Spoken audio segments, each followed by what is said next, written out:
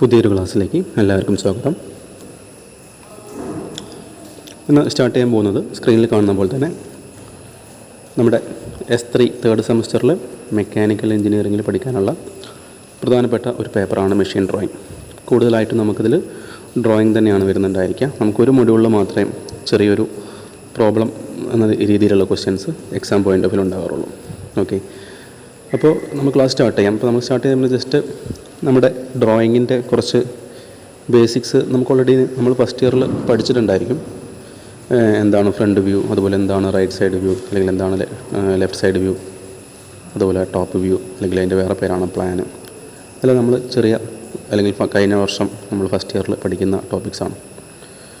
അതുപോലെ നമ്മൾ പേപ്പറിൻ്റെ സൈസിനെ കുറിച്ചൊക്കെ ചെറിയൊരു ധാരണ ഉണ്ടാക്കി വെക്കുക. നമുക്ക് കോമൺ ആയിട്ട് അറിയുന്ന പേപ്പറായിരിക്കും A4 സൈസുള്ള പേപ്പർ, പിന്നെ A3, A2. നമ്മൾ സാധാരണ ഡ്രോയിങ് എഞ്ചിനീയറിംഗ് ഗ്രാഫിക്സും അതുപോലെ മെഷീൻ ഡ്രോയിങ്ങും നമ്മൾ A2 സൈസിലാണ് വരയ്ക്കാറുള്ളത്. പിന്നെ അതിൻ്റെ വലിയ സൈസാണ് A1 സൈസ്, ലാസ്റ്റ് ഏറ്റവും വലിയ സൈസാണ് A0 സൈസ്. അതുപോലെ നമുക്കറിയുന്ന കാര്യമാണ് ഡ്രോയിങ് ബോർഡ്. നമ്മൾ ഡ്രോയിങ് ഹാൾ വെച്ച് ഡ്രോയിങ് വരയ്ക്കുന്ന അല്ലെങ്കിൽ നമ്മുടെ ഡ്രോയിങ് ഷീറ്റ് അസംബിൾ ചെയ്യുന്ന ആ ഒരു ബോർഡാണ് ഡ്രോയിങ് ബോർഡ്. പിന്നെ ഡ്രോയിങ് ബോർഡിൻ്റെ സൈസ് പറയുന്നത് നമുക്ക് എക്സാം പോയിൻ്റ് ഓഫ് വ്യൂ ഒന്നും ആവശ്യമില്ല, ജസ്റ്റ് നമ്മളൊരു ബേസിക്സ് മനസ്സിലാക്കാൻ വേണ്ടി മാത്രം മനസ്സിലാക്കി വെക്കുക. നമ്മൾ ഡ്രോയിങ് ബോർഡിൻ്റെ മേലെ ഡ്രോയിങ് ഷീറ്റ് വെച്ച് നമ്മുടെ മിനി ഡ്രാഫ്റ്റർ ഫിറ്റ് ചെയ്ത ഒരു രീതിയാണ് ഇവിടെ കാണിച്ചുള്ളത്, ജസ്റ്റ് മനസ്സിലാക്കാനായിട്ട്. ഇതെല്ലാം നമ്മുടെ മിനി ഡ്രാഫ്റ്റർ. നമുക്കറിയാം ഡ്രോയിങ്ങിന് കുറച്ചും കൂടി എളുപ്പത്തിൽ വരയ്ക്കാൻ സഹായിക്കുന്ന ഒരു ഇൻസ്ട്രുമെൻ്റാണ്, ഡ്രോയിങ് ഇൻസ്ട്രുമെൻ്റാണ് മിനി ഡ്രാഫ്റ്റർ എന്ന് പറഞ്ഞാൽ. നമ്മളത് വെച്ച് നമുക്ക് ഈസി ആയിട്ട് കുറച്ച് സ്പീഡിൽ നമുക്ക് ഡ്രോയിങ്സ് വരയ്ക്കാൻ പറ്റും. കാരണം അതിൽ നമുക്ക് ആംഗിൾസ് സെറ്റ് ചെയ്യാനും അതുപോലെ പെട്ടെന്ന് നമുക്ക് പാരൽ ലൈൻസൊക്കെ ഒരേപോലെ കറക്റ്റായിട്ട് തന്നെ വരയ്ക്കാനുള്ള ഒരു അവസരം ആ ഒരു മിനി ഡ്രാഫ്റ്റർ ഉപയോഗിക്കുമ്പോൾ നമുക്ക് മനസ്സിലാക്കാൻ പറ്റും. ഓക്കെ, പിന്നെ പ്രധാനപ്പെട്ട ഒരു കാര്യം നമുക്ക് ലൈൻസാണ്. ഓക്കെ, ലൈൻസ് എന്ന് പറയുമ്പോൾ നമ്മൾ സാധാരണ ഡ്രോയിങ് വരയ്ക്കുമ്പോൾ നമ്മൾ തിക്ക് ലൈൻസും തിൻ ലൈൻസൊക്കെ ഉപയോഗിക്കാറുണ്ട്. അപ്പോൾ അതാണ് തിക്ക് ലൈൻ ഉദ്ദേശിക്കുന്നത്, ഇത് തിൻ ലൈനാണ്. പിന്നെ ഇതേപോലത്തെ ഡോട്ടർ ലൈൻസൊക്കെ നമ്മൾ ഉപയോഗിക്കാറുണ്ട്. അതുപോലെ continuous thin line with zigzag പോലത്തെ ലൈൻസ് നമ്മൾ ഉപയോഗിക്കാറുണ്ട്. അപ്പോൾ ഓരോന്നിനും ഓരോ ആപ്ലിക്കേഷൻസാണ് ഉണ്ടായിരിക്കുക. നമ്മൾ സാധാരണ ഡയമെൻഷൻ കാണിക്കുന്ന ലൈൻസൊക്കെ നമ്മൾ ഇവിടെ നോക്കി മനസ്സിലാവും. ഡയമെൻഷൻ ലൈന് തിൻ ലൈനാണ് നമ്മൾ ഉപയോഗിക്കുക. അതുപോലെ വിസിബിൾ ആയിട്ടുള്ള ഹെഡ്ജസും അല്ലെങ്കിൽ വിസിബിൾ ആയിട്ടുള്ള ഔട്ട് ലൈൻസൊക്കെ വരയ്ക്കാനായിട്ട് ഡ്രോയിങ്ങിൻ്റെ കണ്ടിന്യൂസ് തിക്ക് ലൈൻസ് ആയിരിക്കും ഉപയോഗിക്കുന്നതായിരിക്കും. പിന്നെ നമ്മൾ ഹിഡൻ ഒബ്ജക്റ്റിനൊക്കെ ഡിനോട്ട് ചെയ്യാൻ നമ്മൾ ഈ കാണുന്ന പോലത്തെ ഡാഷ്ഡ് തിക്ക് ലൈൻസ് നമ്മൾ യൂസ് ചെയ്യുന്നുണ്ടായിരിക്കും. ഓക്കെ, ജസ്റ്റ് ഇതെല്ലാം ബേസ് മനസ്സിലാക്കി. അതുപോലെ സെൻറ്റർ ലൈൻസ് വരുന്നുണ്ട്. നമുക്ക് മിക്കവാറും എല്ലാ ഫിഗർ വരയ്ക്കുമ്പോൾ നമുക്ക് സെൻറ്റർ ലൈൻ ആവശ്യമുണ്ട്. അപ്പോൾ ഇവിടെ കാണുന്ന പോലെ ഇതാണ് നമ്മുടെ സെൻറ്റർ ലൈൻ. സെൻറ്റർ ലൈനാണ്. അതിൽ ചെയിൻ തിൻ ലൈൻ എന്ന് പറയാറുണ്ട്. അതിൽ സെൻറ്റർ ലൈൻസ് ഓഫ് സിമെട്രി, അങ്ങനെയൊക്കെയാണ് പ്രധാനമായിട്ടും വരുന്നത്. അപ്പോൾ നമുക്ക് ആ ഒരു ലൈൻസിനെ കുറിച്ചൊക്കെ ചെറിയൊരു ധാരണ ഉണ്ടായിരിക്കണം. പിന്നെ നമുക്ക് ഡയമെൻഷനിങ്ങിനെ കുറിച്ച് അറിയുന്നുണ്ടായിരിക്കും. നമ്മൾ ആ ഒരു ഡ്രോയിങ്ങിൽ ഡിസൈനിൽ നമുക്ക് ഓരോ ഭാഗത്തിൻ്റെയും അളവുകൾ കൃത്യമായി രേഖപ്പെടുന്ന രീതിയാണ് ഇവിടെ കാണിച്ചുള്ളത്. ഇങ്ങനെയൊക്കെയാണ് നമ്മൾ ഡയമെൻഷൻ ചെയ്യാൻ. ഇതേപോലെ ആരോ മാർക്കുള്ള ലൈൻസ് നമ്മൾ യൂസ് ചെയ്യാം. ഓക്കെ, ഇങ്ങനെ വെച്ച് കഴിഞ്ഞാൽ അതിൻ്റെ ലെങ്ത്ത് ഇപ്പോൾ ഇവിടെ കാണിച്ച പോലെ 16 എന്ന് കാണിച്ചാൽ ഇത്രയും വരുന്ന ആ ഒരു ഡിസ്റ്റൻസ് 16 mm ആയിരിക്കും. ഓക്കെ, അപ്പോൾ നമ്മൾ എഞ്ചിനീയറിംഗ് ഡ്രോയിങ്ങിലും അല്ലെങ്കിൽ എഞ്ചിനീയറിംഗ് ഗ്രാഫിക്സിലും അതുപോലെ മെഷീൻ ഡ്രോയിങ്ങിലൊക്കെ നമ്മൾ ഓൾ ഡയമെൻഷൻസ് നമ്മൾ എടുക്കുന്നത് mm-ലാണ്. All dimensions are in mm ആയിരിക്കും. പിന്നെ നമുക്ക് ഫ്രണ്ട് വ്യൂ, ടോപ്പ് വ്യൂ, അതുപോലെ ലെഫ്റ്റ് സൈഡ് വ്യൂ ഒക്കെ നമ്മൾ മനസ്സിലാക്കാൻ നമ്മൾ ആ ഫസ്റ്റ് ക്വാഡ്രൻറ്റും സെക്കൻഡ് ക്വാഡ്രൻറ്റും തേർഡ് ക്വാഡ്രൻറ്റും ഫോർത്ത് ക്വാഡ്രൻറ്റിനെ കുറിച്ചൊക്കെ നമ്മൾ ഫസ്റ്റ് ഇയറിൽ പഠിച്ചിട്ടുണ്ടായിരിക്കും. അപ്പോൾ നമുക്ക് ഇത് വെർട്ടിക്കൽ പ്ലെയിനാണ് കാണുന്നത്, അതുപോലെ ഇത് ഹൊറിസോണ്ടൽ പ്ലെയിന്. ഇപ്പോൾ നമ്മളിവിടെ ഒരു ഒബ്ജക്റ്റ് വെച്ച് കഴിഞ്ഞാൽ നമുക്ക് ഫ്രണ്ട് വ്യൂ നോക്കുമ്പോൾ നമുക്കത് വെർട്ടിക്കൽ പ്ലെയിനിലും ടോപ്പ് വ്യൂ നോക്കുമ്പോൾ അത് ഹൊറിസോണ്ടൽ പ്ലെയിനിൽ വരും. പിന്നെ ഈ ഒരു പ്ലെയിൻ നമ്മൾ താഴോട്ട് നിവർത്തുമ്പോൾ എന്തായിരിക്കും ഫ്രണ്ട് വ്യൂ മേലും ടോപ്പ് വ്യൂ താഴെയും വരും. അത് നമുക്ക് ഓൾറെഡി ഫസ്റ്റ് ഇയറിൽ നമ്മൾ പഠിച്ചിട്ടുണ്ടായിരിക്കും. നമുക്ക് ഇവിടെ കാണുന്ന പോലെ തന്നെ ഇത് വെർട്ടിക്കൽ പ്ലെയിന് നമ്മൾ നിവർത്തി കഴിഞ്ഞാൽ ഇതേപോലെ നമുക്ക് ഫ്രണ്ട് വ്യൂ മേലും വരും, ടോപ്പ് വ്യൂ താഴെയും വരും. ഓക്കെ, അത് നമ്മുടെ ഫസ്റ്റ് ആംഗിളാണ്. ഇനി തേർഡ് ആംഗിൾ ആകുമ്പോൾ നേരെ തിരിച്ച് വരും. തേർഡ് ആംഗിൾ എന്ന് പറയുമ്പോൾ നമ്മുടെ ഇവിടെ ഒബ്ജക്റ്റ് വെച്ച് വരയ്ക്കുന്നതാണ് നമ്മൾ ഫസ്റ്റ് ആംഗിൾ. എന്നാൽ ഈ മൂന്നാമത്തെ ക്വാർട്ടറിൽ വെച്ച് വരയ്ക്കുന്നതാണ് നമ്മുടെ തേർഡ് ആംഗിൾ. അപ്പോൾ തേർഡ് ആംഗിൾ ആകുമ്പോൾ വരുന്ന വ്യത്യാസം എന്ന് പറഞ്ഞാൽ നമ്മുടെ ഫ്രണ്ട് വ്യൂ താഴെയും വരും, ടോപ്പ് വ്യൂ മേലും വരും. ഇവിടെ ആയിരിക്കും. ഇവിടെ ശ്രദ്ധിച്ചാൽ മനസ്സിലാവും. ഇവിടെ നമ്മൾ ഒബ്ജക്റ്റ് വെച്ച് കഴിഞ്ഞാൽ ഫ്രണ്ട് വ്യൂ നമുക്ക് ഈ കാണുന്ന പോലെ വെർട്ടിക്കൽ പ്ലെയിനിലും വരും. ഇതുകൊണ്ട് നിവർത്തി കഴിഞ്ഞാൽ ടോപ്പ് വ്യൂ വരിക ഹൊറിസോണ്ടൽ പ്ലെയിനിലായിരിക്കും. നേരെ തിരിച്ച് വരും. ഇത് ടോപ്പ് വ്യൂ ആയിരിക്കും, ഇത് ഫ്രണ്ട് വ്യൂ ആയിരിക്കും. എന്നാൽ ഫസ്റ്റ് ആംഗിൾ ആകുമ്പോൾ ഇവിടെ ഫ്രണ്ട് വ്യൂ വരും, ഇവിടെ ടോപ്പ് വ്യൂ വരും. ഓക്കെ, ടോപ്പ് വ്യൂ വരും. അങ്ങനെ ജസ്റ്റ് ഒന്ന് മനസ്സിലാക്കി വെക്കുക. ഓക്കെ, ഇതാണ് നമ്മൾ ഉദ്ദേശിക്കുന്നത്. അതായത് ഈ കാണുന്ന ഒരു ഒബ്ജക്റ്റിനെ നമ്മൾ ഫ്രണ്ട് വ്യൂ വരയ്ക്കുമ്പോൾ നമ്മൾ ഈ ഡയറക്ഷൻ നോക്കുന്ന സമയത്ത് ഫസ്റ്റ് ആംഗിൾ ആകുമ്പോൾ ഇതിൻ്റെ ഫ്രണ്ട് വ്യൂ അവിടെ കാണുന്ന പോലെ ഇങ്ങനെ വരും. നമ്മൾ മേലെ നോക്കുമ്പോൾ ഇതിൻ്റെ ടോപ്പ് വ്യൂ ഇവിടെ കാണുന്ന പോലെ ഇങ്ങനെയും വരും. അപ്പം ഈ ഒരു ക്വാഡ്രൻറ്റ് നേരെ താഴോട്ട് ഇങ്ങോട്ട് നിവർത്തി കഴിഞ്ഞാൽ എന്ത് ചെയ്യും? നേരത്തെ പറഞ്ഞ പോലെ ഫ്രണ്ട് വ്യൂ മേലും ടോപ്പ് വ്യൂ താഴെയും വരും. ഓക്കെ, ഇപ്പോൾ ഇവിടെ കാണുന്ന പോലെ ഇത് ഫ്രണ്ട് വ്യൂ മേലെ വന്നു, ടോപ്പ് വ്യൂ താഴെ വന്നു. ഇനി ഇത് തേർഡ് ആംഗിൾ ആകുമ്പോൾ നേരെ തിരിച്ച് വരും, ടോപ്പ് വ്യൂ മേലെയും വരും, ഫ്രണ്ട് വ്യൂ താഴെ വരും. നമ്മൾ ഇത് നോക്കി കഴിഞ്ഞാൽ നമുക്ക് മനസ്സിലാവും. തേർഡ് ആംഗിൾ ആകുമ്പോൾ നമുക്കറിയാം അത് ഈ ക്വാഡ്രൻറ്റിലാണ് വെക്കുന്നുണ്ടായിരിക്കുക, ഫസ്റ്റ് ആംഗിൾ ആകുമ്പോൾ ഈ ക്വാഡ്രൻറ്റിലാണ്. അപ്പോൾ ഇത് ഇങ്ങോട്ട് നിവർത്തുമ്പോൾ നേരെ തിരിച്ചും വരും, ഇതിങ്ങോട്ട് നിവർത്തുമ്പോൾ നേരെ അതിന് ഓപ്പോസിറ്റ് ആയിട്ടായിരിക്കും അതിൻ്റെ വ്യൂസ് വരിക. ഓക്കെ, ജസ്റ്റ് ഇതെല്ലാം നമ്മൾ ഇത് ഫസ്റ്റ് ഇയറിൽ പഠിച്ച കാര്യം തന്നെയായിരിക്കും. ഓക്കെ,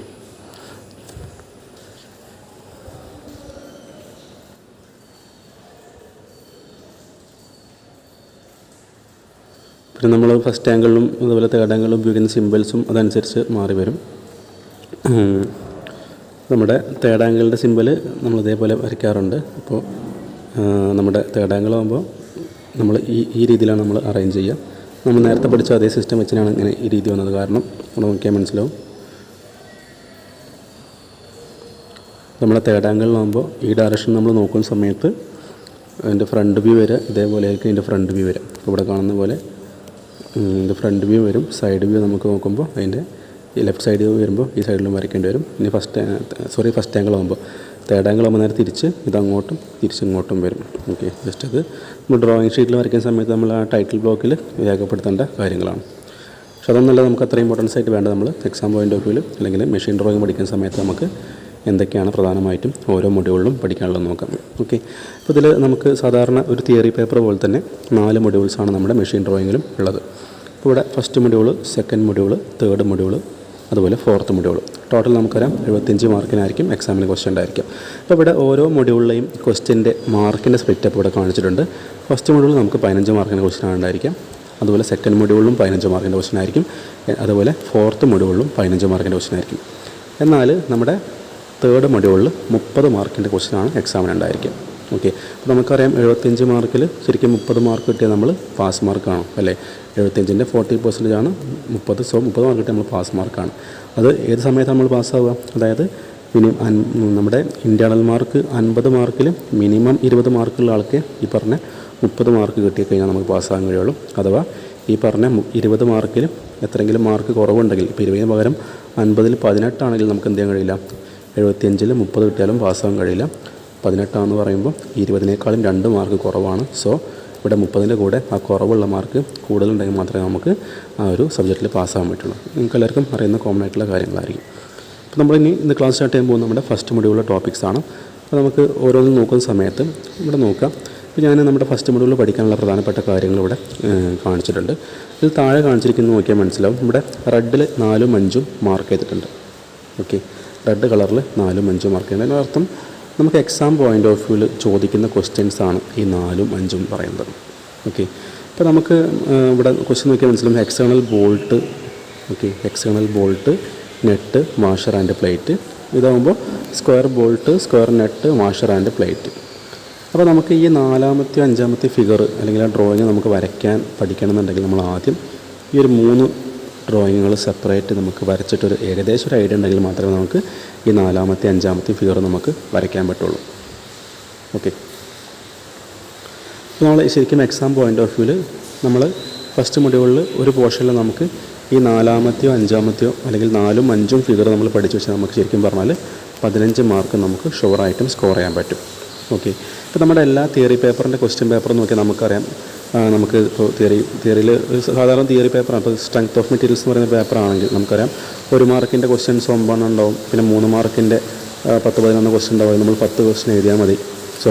8 ക്വസ്റ്റ്യൻ എഴുതിയാൽ മതി അല്ലേ. 10 ക്വസ്റ്റ്യൻ ഉണ്ടെങ്കിൽ 8 ക്വസ്റ്റ്യൻ എഴുതിയാൽ മതി. പിന്നെ 7 മാർക്കിൻ്റെ ക്വസ്റ്റ്യൻസ് ഉണ്ടാവും. അപ്പോൾ ഇതിലൊക്കെ നമുക്ക് ഫസ്റ്റ് മൊഡ്യൂൾ, സെക്കൻഡ് മൊഡ്യൂൾ അല്ലെങ്കിൽ 4 മൊഡ്യൂളിൽ നിന്നായിരിക്കും ഓരോ ക്വസ്റ്റ്യൻസിനും മിക്കവാറും നമുക്ക് ചോയ്സ് ക്വസ്റ്റ്യൻസ് ഉണ്ടാകാറുണ്ട് അല്ലേ. ഒരു മൊഡ്യൂൾ തന്നെ നമുക്ക് 7 മാർക്കിൻ്റെ 2 ക്വസ്റ്റ്യൻസ് ഉണ്ടെങ്കിൽ നമുക്ക് അതിൽ ഏതെങ്കിലും ഒരു ക്വസ്റ്റ്യൻ മാത്രം നമ്മൾ അറ്റൻഡ് ചെയ്താൽ മതി. അതേപോലെ തന്നെ നമുക്ക് ഈ മെഷീൻ ഡ്രോയിങ്ങിൽ നമ്മുടെ ശ്രദ്ധിച്ച് നോക്കാം. നമുക്കറിയാം ഇവിടെ 15, ഞാൻ പറഞ്ഞു ഇവിടെ 15 മാർക്കിനാണ് ക്വസ്റ്റ്യൻ ചോദിക്കുന്നത് അല്ലേ ഫസ്റ്റ് മൊഡ്യൂളിൽ നിന്ന്. 15 മാർക്കിന് ക്വസ്റ്റ്യൻ എന്ന് പറയുമ്പോൾ 2 ക്വസ്റ്റ്യൻസ് ഉണ്ടായിരിക്കും. ഓക്കെ, 1, 2 എന്ന് പറഞ്ഞ ക്വസ്റ്റ്യൻ ഉണ്ടെങ്കിൽ 2ൻ്റെയും മാർക്ക് 15 മാർക്കാവും. നമ്മൾ എന്ത് ചെയ്താൽ മതി, 1 അല്ലെങ്കിൽ 2 നമ്മൾ ആൻസർ ചെയ്താൽ മതി. 1 or 2. ഓക്കെ, 1 അല്ലെങ്കിൽ 2ാമത്തെ ക്വസ്റ്റ്യൻ നമ്മൾ ആൻസർ ചെയ്താൽ മതി. അതേപോലെ നമുക്ക് സെക്കൻഡ് മൊഡ്യൂൾ എന്തായിരിക്കും, ഇതേപോലെ 2 ചോയ്സ് ഉണ്ടായിരിക്കും. അപ്പോൾ നമുക്ക് ഏതെങ്കിലും 1 മാത്രം അറ്റൻഡ് ചെയ്താൽ മതി. തേർഡ് മൊഡ്യൂൾ നമുക്ക് ഇതേപോലെ 2 ചോയ്സ് ഉണ്ടായിരിക്കും. ഫോർത്ത് മൊഡ്യൂളിലും നമുക്ക് 2 ചോയ്സ് ഉണ്ടായിരിക്കും. ഇതിനർത്ഥം എന്താണ്? നമുക്ക് എല്ലാ മൊഡ്യൂളിലും നമുക്ക് ഒരു പോർഷൻ നമുക്ക് ചോയ്സായിട്ട് ആൻസർ ചെയ്യാൻ പറ്റും. ഓക്കെ, ഇത് പക്ഷേ തിയറി സാധാരണ പ്യുവർ തിയറി പേപ്പറിനേക്കാളും കുറച്ചും കൂടി നമുക്ക് പാസ്സാവാൻ എളുപ്പമുള്ളൊരു പേപ്പറാണ് മെഷീൻ ഡ്രോയിങ് എന്ന് പറയുന്നത്. സോ നമ്മൾ ശ്രദ്ധിക്കേണ്ട കാര്യം ഞാൻ പറഞ്ഞ പോലെ ഇപ്പോൾ ഫസ്റ്റ് മൊഡ്യൂൾ നമ്മൾ പറഞ്ഞു രണ്ട് ക്വസ്റ്റ്യൻസ് ഉണ്ടെങ്കിൽ ക്വസ്റ്റ്യൻ 1 ക്വസ്റ്റ്യൻ 2 നമ്മൾ എന്ത് ചെയ്താൽ മതി? ഇതിൽ നേരത്തെ പറഞ്ഞ പോലെ ഏതെങ്കിലും ഒരു ക്വസ്റ്റ്യൻ അറ്റൻഡ് ചെയ്താൽ മതി. ഇവിടെ മനസ്സിലാക്കേണ്ട കാര്യം, നമ്മൾ ഫസ്റ്റ് മൊഡ്യൂൾ പഠിക്കുന്ന സമയത്ത് നേരത്തെ പറഞ്ഞ പോലെ തന്നെ നമ്മുടെ ക്വസ്റ്റ്യൻ 1 അല്ലെങ്കിൽ ക്വസ്റ്റ്യൻ 2 എന്ന് പറയുന്നത് എന്തായിരിക്കും? ഈ കാണിച്ചിരിക്കുന്ന 2 ക്വസ്റ്റ്യൻസിൽ ഏതെങ്കിലും ഒരു ക്വസ്റ്റ്യൻ ആയിരിക്കും നമ്മുടെ ഫസ്റ്റ് മൊഡ്യൂളിൽ നിന്ന് ഉണ്ടായിരിക്കുന്ന ക്വസ്റ്റ്യൻ എന്ന് പറഞ്ഞാൽ. ഓക്കെ, അതായത് ഈ കാണിച്ചിരിക്കുന്ന 4, 5 എന്ന് പറയുന്ന ഈ 2 ഫിഗറിൽ ഏതെങ്കിലും ഒരു ഫിഗറായിരിക്കും നമുക്ക് എക്സാം പോയിൻ്റ് ഓഫ് വ്യൂവിൽ ഒരു ക്വസ്റ്റ്യൻ ആയിട്ട് ചോദിക്കുന്നുണ്ടായിരിക്കാം. അതേപോലെ ആ ഫസ്റ്റ് മൊഡ്യൂളിൻ്റെ ചോയ്സ് ക്വസ്റ്റ്യൻ ആയിട്ട് നമുക്ക് ഇവിടെ കാണുന്ന ഈ ഒരു 4 ഓക്കെ, ഈ ഒരു 4 ഫിഗറിൽ ഏതെങ്കിലും ഒരു ഫിഗറായിരിക്കും നമുക്ക് അതിൻ്റെ ചോയ്സ് ക്വസ്റ്റ്യൻ ആയിട്ടുണ്ടായിരിക്കാം. ഓക്കെ, പറഞ്ഞ് മനസ്സിലായി വിചാരിക്കുന്നു. ഫസ്റ്റ് മൊഡ്യൂളിൽ 2 ക്വസ്റ്റ്യൻസ് ഉണ്ടെങ്കിൽ ഒരു ക്വസ്റ്റ്യൻ ഇപ്പോൾ സ്ക്രീനിൽ കാണുന്ന ഈ 4 ഫിഗറിൽ ഏതെങ്കിലും ഒരു ഫിഗറോ അതല്ലെങ്കിൽ ഒരു ക്വസ്റ്റ്യൻ ഈ സ്ക്രീനിൽ കാണുന്ന ഈ 2 ക്വസ്റ്റ്യൻസിൽ ഏതെങ്കിലും ഒരു ക്വസ്റ്റ്യൻ ആയിരിക്കും ഉണ്ടായിരിക്കാം. അപ്പോൾ നിങ്ങൾക്ക് ചിലപ്പോൾ ഒരു കാര്യം ഇപ്പോൾ മനസ്സിലായിട്ടുണ്ടായിരിക്കും. നമ്മൾ പഠിക്കുന്ന സമയത്ത് എക്സാം പോയിൻ്റ് ഓഫ് വ്യൂ എന്ത് ചെയ്താൽ മതി? ഒന്നെങ്കിലും മൊഡ്യൂൾ 1 ഈ ഒരു ടോപ്പിക്കോ അല്ലെങ്കിൽ എന്ത് ചെയ്യുക, നമ്മൾ മൊഡ്യൂൾ 1 ഈ ഒരു ടോപ്പിക്കോ പഠിച്ചു വെച്ചാൽ നമുക്ക് എന്ത് ചെയ്യാൻ പറ്റും? എക്സാം പോയിൻ്റ് ഓഫ് വ്യൂവിൽ ആ ഫസ്റ്റ് മൊഡ്യൂളിൽ 15 മാർക്കിനെ കുറിച്ച് നമുക്ക് ഈസി ആയിട്ട് അറ്റൻഡ് ചെയ്യാൻ പറ്റും. അതിൻ്റെ അർത്ഥം എന്താണ്? നമ്മൾ ഒന്നെങ്കിൽ ഇത് മാത്രം പഠിക്കുക, ഇതിൽ കാണുന്ന ഒരു 4 ഫിഗർ മാത്രം വരയ്ക്കാൻ പഠിക്കുക, നമുക്ക് 15 മാർക്ക് സേഫായിട്ട് സ്കോർ ചെയ്യാൻ പറ്റും. അതല്ലെങ്കിൽ എന്ത് ചെയ്യുക, ഈ ടോപ്പിക്ക് പഠിക്കേണ്ട ആവശ്യമില്ല, എന്ത് ചെയ്താൽ മതി? നമ്മൾ ഈ കാണുന്ന 2 ഫിഗർ മാത്രം പഠിക്കുക, നമുക്ക് എന്ത് ചെയ്യാൻ പറ്റും? ഫസ്റ്റ് മൊഡ്യൂളിൽ നിന്ന് 15 മാർക്ക് നമുക്ക് സ്കോർ ചെയ്യാൻ പറ്റും. ഇതാണ് നമുക്ക് ജസ്റ്റ് ഒരു ബേസായിട്ട് നമുക്ക് മെഷീൻ ഡ്രോയിങ്ങിൽ ജസ്റ്റ് നമ്മുടെ മൊഡ്യൂൾ 1 കേസിൽ പറയാനുള്ളത്. ഇനി അതേപോലെ നമുക്ക് മൊഡ്യൂൾ 2 നോക്കുകയാണെങ്കിൽ, ഓക്കെ, നമ്മുടെ സെക്കൻഡ് മൊഡ്യൂൾ നോക്കുകയാണെങ്കിൽ മൊഡ്യൂൾ 2 ഇവിടെ നോക്കിക്കഴിഞ്ഞാൽ നമുക്ക് മനസ്സിലാവും ഒരു ചാപ്റ്ററിലുള്ള ക്വസ്റ്റ്യൻസ് പറഞ്ഞാൽ നമുക്ക് ഒരു 4 or 5 ഫിഗർ നമുക്ക് വരച്ച് പഠിക്കാനുണ്ടായിരിക്കും. അപ്പോൾ സെക്കൻഡ് മൊഡ്യൂളിൽ ഒരു ക്വസ്റ്റ്യൻ എന്ന് പറഞ്ഞാൽ ഈ കാണുന്ന 5 ഫിഗറിൽ ഏതെങ്കിലും ഒരു ഫിഗറായിരിക്കും നമുക്ക് എക്സാം പോയിൻ്റ് ഓഫ് വ്യൂ വരയ്ക്കാണ്ടായിരിക്കാം. അതുപോലെ ഇതിൻ്റെ ചോയ്സ് ക്വസ്റ്റ്യൻ എന്ന് പറയുന്നത് എന്തായിരിക്കും? ഞാൻ നേരത്തെ പറഞ്ഞ പോലെ ഇതിലൊരു പ്രോബ്ലമാറ്റിക് ഏരിയ വരുന്നുണ്ട്, ഒരു പ്രോബ്ലം സോൾവ് ചെയ്യാനുള്ള ഒരു ഫിറ്റ്സ് ആൻഡ് ടോളറൻസ് പറയുന്ന ടോപ്പിക്ക് വരുന്നുണ്ട്. ഓക്കെ, അപ്പോൾ ഈ ഒരു പോർഷൻ നിന്നായിരിക്കും നമുക്ക് മൊഡ്യൂൾ 2 ചോയ്സ് ക്വസ്റ്റ്യൻ ഉണ്ടായിരിക്കുക. ഓക്കെ, അതിൻ്റെ അർത്ഥം നമ്മൾ ഒന്നെങ്കിൽ ഈ പ്രോബ്ലം ചെയ്യാനോ പഠിക്കുക, അതല്ലെങ്കിൽ എന്ത് ചെയ്യുക, നേരത്തെ കാണിച്ചിട്ടുള്ള ആ ഒരു 4-5 ഫിഗറിൽ 4-5 ഫിഗർ എന്ത് ചെയ്യുക, നമ്മൾ പഠിച്ചു വെച്ചാൽ നമുക്ക് സെക്കൻഡ് മൊഡ്യൂളിലെയും നമുക്ക് എന്ത് ചെയ്യാൻ പറ്റും? 15 മാർക്ക് നമുക്ക് സ്കോർ ചെയ്യാൻ പറ്റും. അതിൻ്റെ അർത്ഥം ഒന്നെങ്കിൽ ഈ പോർഷൻസ് മാത്രം പഠിക്കുക, അല്ലെങ്കിൽ എന്ത് ചെയ്യുക, ഈ പോർഷൻസ് പഠിക്കാണ്ട് ആ പ്രോബ്ലം ചെയ്യാൻ മാത്രം പഠിച്ചാൽ നമുക്ക് ആ ഒരു സ്കോർ ചെയ്യാൻ പറ്റും. ഓക്കെ, ഇനി ഇതേപോലെ തന്നെ തേർഡ് മൊഡ്യൂളാകുമ്പോൾ സെയിം. ഇവിടെ നോക്കിയാൽ മനസ്സിലാവും. തേർഡ് മൊഡ്യൂളിൽ മൊത്തം നമുക്കൊരു 6 ഫിഗറാണ് വരച്ച് പഠിക്കാണ്ടായിരിക്കാം. നമ്മൾ പറഞ്ഞ പോലെ നമുക്ക് 30 മാർക്കിൻ്റെ ക്വസ്റ്റ്യൻ വരുന്നത് എവിടെ നിന്നാണ്? തേർഡ് മൊഡ്യൂളിലാണ് നമുക്ക് 30 മാർക്കിൻ്റെ ക്വസ്റ്റ്യൻസ് ചോദിക്കുന്നത്. അപ്പോൾ ഇതിൽ ഞാൻ 2 കളറായിട്ട് കാണിച്ചിട്ടുണ്ട്, ഗ്രീനിലും റെഡിലും കാണിച്ചിട്ടുണ്ട്. അപ്പോൾ നമ്മൾ ഈ കാണിച്ചിരിക്കുന്ന 3 ഫിഗറിൽ ഏതെങ്കിലും ഒരു ഫിഗറായിരിക്കും നമുക്ക് ക്വസ്റ്റ്യൻ പേപ്പറിലുണ്ടായിരിക്കാം. അതിൻ്റെ ചോയ്സ് ക്വസ്റ്റ്യനായിട്ട് താഴെയുള്ള 4, 5, 6 ഈ ഫിഗറിൽ ഏതെങ്കിലും ഒരു ഫിഗറായിരിക്കും ചോയ്സ് ക്വസ്റ്റ്യനായിട്ട് ഉണ്ടായിരിക്കുക. അപ്പോൾ നിങ്ങൾക്കൊരു കാര്യം മനസ്സിലായിട്ടുണ്ടായിരിക്കും. എന്താണ്? ഒന്നെങ്കിൽ നമ്മൾ എന്ത് ചെയ്യുക, ഈ 3 ഫിഗർ മാത്രം പഠിച്ചാൽ നമുക്ക് 30 മാർക്ക് ഉറപ്പിക്കാൻ പറ്റും. അതല്ലെങ്കിൽ എന്ത് ചെയ്യുക, ഈ 3 ഫിഗർ പഠിക്കാണ്ട് ഈ 3 ഫിഗർ മാത്രം പഠിച്ചാൽ നമുക്ക് എന്ത് ചെയ്യാൻ പറ്റും? ഈ പറഞ്ഞ പോലെ 30 മാർക്ക് നമുക്ക് സ്കോർ ചെയ്യാൻ പറ്റും. അപ്പോൾ നിങ്ങൾ എന്ത് ചെയ്യണം? ആ രീതിയിലായിരിക്കണം നിങ്ങൾ എക്സാം പോയിൻ്റ് ഓഫ് വ്യൂ പഠിച്ചിരിക്കേണ്ടത്. ഓക്കെ, അപ്പോൾ ശരിക്കും പറഞ്ഞാൽ നമുക്ക് കുറഞ്ഞ സമയം കൊണ്ട് എന്ത് ചെയ്യാം, മാക്സിമം എല്ലാ മൊഡ്യൂളിലും മാർക്ക് നേടുന്ന രീതിയിലുള്ള ആ ഒരു കാര്യം പറയുന്നത്. ശരിക്കും എന്ത് ചെയ്യണം? പഠിക്കുന്ന സമയത്ത് നമ്മൾ എന്ത് ചെയ്യണം? എല്ലാം നമ്മൾ ഡ്രോയിങ് വരച്ച് പഠിക്കുമ്പോൾ 6 വരച്ച് പഠിച്ചാൽ നമുക്ക് ഭാവിയിൽ ഉപകാരപ്പെടും. പക്ഷേ എക്സാം പോയിൻ്റ് ഓഫ് വ്യൂ പറഞ്ഞ പോലെ നമ്മൾ എന്ത് ചെയ്യുക, ചോയ്സ് ക്വസ്റ്റ്യൻ അനുസരിച്ച് എന്ത് ചെയ്യുക, നമ്മൾ പഠിച്ച് വെച്ചാൽ നമുക്ക് കുറഞ്ഞ സമയം കൊണ്ട് മൊഡ്യൂൾസ് അല്ലെങ്കിൽ ടോപ്പിക്സ് കംപ്ലീറ്റ് ചെയ്യാനും പറ്റും, മാക്സിമം മാർക്ക് നമുക്ക് എക്സാമിൽ സ്കോർ ചെയ്യാനും പറ്റും. ഓക്കെ, ഇനി അതുപോലെ നമുക്ക് 4ാമത്തെ മൊഡ്യൂളിൽ വരുന്ന ക്വസ്റ്റ്യൻസാണ് ഇവിടെ നോക്കുക. 4ാമത്തെ മൊഡ്യൂളിൽ നമുക്ക് ഏകദേശം ഒരു 3ഓളം ഫിഗേഴ്സാണ് നമുക്ക് ശരിക്കും പഠിക്കാനുണ്ടായിരിക്കുക. അപ്പോൾ ഇതിൽ ശരിക്കും ഈ 3 ഫിഗർ പഠിച്ച് ഞാൻ നേരത്തെ പറഞ്ഞ പോലെ തന്നെ നമുക്ക് ആ ഒരു 15 മാർക്ക് നമുക്ക് ഷുവറായിട്ട് നമുക്ക് ഗെയിൻ ചെയ്യാൻ പറ്റും. ഓക്കെ, അതിലധികം ഫിഗർ വരുന്നില്ല, നമുക്ക് വളരെ കുറച്ച് ഫിഗർ മാത്രമേ വരുന്നുള്ളൂ. സാധാരണഗതിയിൽ നമുക്ക് ഈ കാണുന്ന ഈ 3 ഫിഗർ ഏതെങ്കിലും ഫിഗർ തന്നെയാണ് നമുക്ക് പരസ്പരം തിരിച്ചും മറിച്ച് നമുക്ക് ചോയ്സ് ക്വസ്റ്റനായിട്ട് ചോദിക്കാറുള്ളത്. സോ നമുക്ക് ആ 3 പഠിച്ചത് നമ്മൾ സേഫാണ് ആ ഒരു മൊഡ്യൂളിൻ്റെ കാര്യത്തിൽ. ഓക്കെ, അപ്പോൾ നിങ്ങൾക്ക് മെഷീൻ ഡ്രോയിങ്ങിൽ ഏകദേശം ഒരു ബേസ്, അതായത് നമ്മളെങ്ങനെയാണ് ഈ ഒരു മെഷീൻ ഡ്രോയിങ് സബ്ജക്റ്റ് പഠിക്കേണ്ടതെന്നുള്ളൊരു ഏകദേശം ഒരു ഐഡിയ കിട്ടിയിട്ടുണ്ടായിരിക്കും. ഓക്കെ, നമ്മൾ ഇന്നത്തെ ക്ലാസ് സ്റ്റാർട്ട് ചെയ്യാൻ പോകുന്നത് നമ്മുടെ മൊഡ്യൂൾ 1 ആണ്. മൊഡ്യൂൾ 1 നേരത്തെ പറഞ്ഞ പോലെ നമുക്ക് എക്സാം പോയിൻ്റ് ഓഫ് വ്യൂ ഈ 2 ഏതാണെങ്കിലും ആണ് ഒരു ക്വസ്റ്റ്യൻ ആയിട്ടുണ്ടായിരിക്കുക. പക്ഷെ നമ്മൾ ഈ 2 വരയ്ക്കണം, നമ്മൾ എന്ത് ചെയ്യണം, ആദ്യം ഇതൊക്കെ വരയ്ക്കാനുള്ള ഏകദേശം ഒരു ധാരണ നമുക്ക് ഉണ്ടായിരിക്കണം. ഓക്കെ, നമുക്ക് നോക്കാം. ആദ്യം നമുക്ക് പഠിക്കേണ്ടതായിരിക്കും ഹെക്സഗണൽ നെറ്റാണ്, പിന്നെ സ്ക്വയർ നെറ്റ്, പിന്നെ ഹെക്സഗണൽ ബോൾട്ട്. ഓക്കെ, അതിനെക്കുറിച്ച് നമുക്ക് വരയ്ക്കാൻ പഠിച്ചാൽ നമുക്ക് പറഞ്ഞ പോലെ ക്വസ്റ്റ്യൻ നമുക്ക് അറ്റൻഡ് ചെയ്യാൻ പറ്റും. ഓക്കെ, അപ്പോൾ നമുക്ക് എല്ലാവർക്കും അറിയുന്ന കാര്യമാണ് നെറ്റ് ആൻഡ് ബോൾട്ട് എന്ന് പറയുന്ന ആ ഒരു ഫാസ്റ്റനിങ് മെത്തേഡ്. നമുക്കറിയാം പെർമനൻറ്റ് ജോയിൻസും ഉണ്ട്, അതുപോലെ ടെമ്പററി ജോയിൻസും ഉണ്ട്.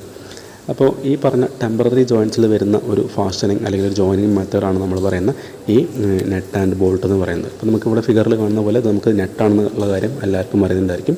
സാധാരണഗതിയിൽ നമുക്ക് നെറ്റ് സ്ക്വയർ നെറ്റ് ഉണ്ടാകാറുണ്ട്, അതുപോലെ ഹെക്സഗണൽ ഷേപ്പിലെ നെറ്റൊക്കെ ഉണ്ടാകാറുണ്ട്. അപ്പോൾ നമുക്ക് ആ ഒരു നെറ്റിൻ്റെ ഷേപ്പ് എന്താണോ അതനുസരിച്ചായിരിക്കും നമുക്ക് ആ ഒരു നെറ്റിന് പേര് വന്നിരിക്കുന്നുണ്ടായിരിക്കും. അപ്പോൾ ഇവിടെ സ്ക്രീനിൽ കാണുന്നത് 2 തരത്തിലുള്ള നെറ്റ് കാണുന്നുണ്ട്. അപ്പോൾ നോക്കിയാൽ നമുക്കറിയാം അത് ഒരു ഹെക്സഗൺ ഷേപ്പാണ്, സോ അത് ഹെക്സഗണൽ നെറ്റാണ്. എന്നാലും ഇവിടെ നോക്കിയാൽ നമുക്ക് മനസ്സിലാവും ഇതൊരു സ്ക്വയർ നെറ്റാണ്, സോ അതിൻ്റെ പേര് സ്ക്വയർ നെറ്റ്. സ്ക്വയർ ഷേപ്പാണ്, സോ അതിൻ്റെ പേര് സ്ക്വയർ നെറ്റായിരിക്കും. അപ്പോൾ നെറ്റിൻ്റെ സെൻറ്ററിലായിട്ട് നമുക്കറിയാം ഹോൾ ഉണ്ടായിരിക്കും, ഹോളിൻ്റെ അകത്ത് ത്രെഡും കൊടുത്തിട്ടുണ്ടായിരിക്കും. ഓക്കെ, അപ്പോൾ നമുക്ക് നെറ്റിനെ കുറിച്ച് ജസ്റ്റ് ബേസിക്സ് നമുക്ക് ഓൾറെഡി അറിയുന്ന കാര്യം ജസ്റ്റ് എന്ത് ചെയ്യാൻ മനസ്സിലാക്കി പോകും. ഇനി ഇവിടെ കാണുന്ന നമുക്കറിയാം എന്താണ് നമ്മുടെ ഹെക്സഗണൽ ഹെഡായിട്ടുള്ള ബോൾട്ടാണ്. അതായത് ഇതിൻ്റെ ഹെഡിൻ്റെ ഷേപ്പ് എന്താണോ അതനുസരിച്ചാണ് ബോൾട്ടിൻ്റെയും പേര് വരിക. ഇത് ഹെക്സഗണൽ ഷേപ്പാണ്, സോ അത് നമുക്ക് ഹെക്സഗണൽ ബോൾട്ട് എന്ന് വിളിക്കാൻ പറ്റും. നമ്മൾ ഓൾറെഡി പഠിച്ചു, ഇത് നമ്മുടെ ഹെക്സഗണൽ നെറ്റാണ്. അതുപോലെ നമുക്ക് ഇത് സ്ക്വയർ ഹെഡുള്ള ബോൾട്ട് ആകുമ്പോൾ എന്തായിരിക്കും, ഇത് ഷേപ്പ് സ്ക്വയർ ഹെഡാണ്, സോ സ്ക്വയർ ഹെഡുടെ ബോൾട്ട് നമുക്ക് വിളിക്കാൻ പറ്റും. ഓക്കെ, അതുപോലെ നമുക്ക് ഇത് സ്ക്വയർ ഷേപ്പിൽ നെറ്റാകുമ്പോൾ അതിൻ്റെ പേര് സ്ക്വയർ നെറ്റായിരിക്കും. നേരത്തെ പഠിച്ച പോലെ തന്നെ ഇതിൻ്റെ അകത്ത് ത്രെഡ് ഉണ്ടായിരിക്കും, ഹോൾ ഉണ്ടായിരിക്കും, ഹോളിനകത്ത് ത്രെഡ് ഉണ്ടായിരിക്കും. ഓക്കെ, നമ്മൾ ആദ്യം പഠിക്കാൻ പോകുന്നത് നമ്മൾ ഇതേപോലെ ഒരു ഹെക്സഗണൽ നെറ്റ് വരയ്ക്കാനായിട്ടാണ്. ഓക്കെ,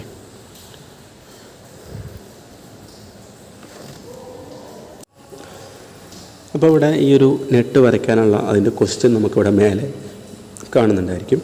നോക്കുക, draw 3 views of A hexagonal net for M30 bolt.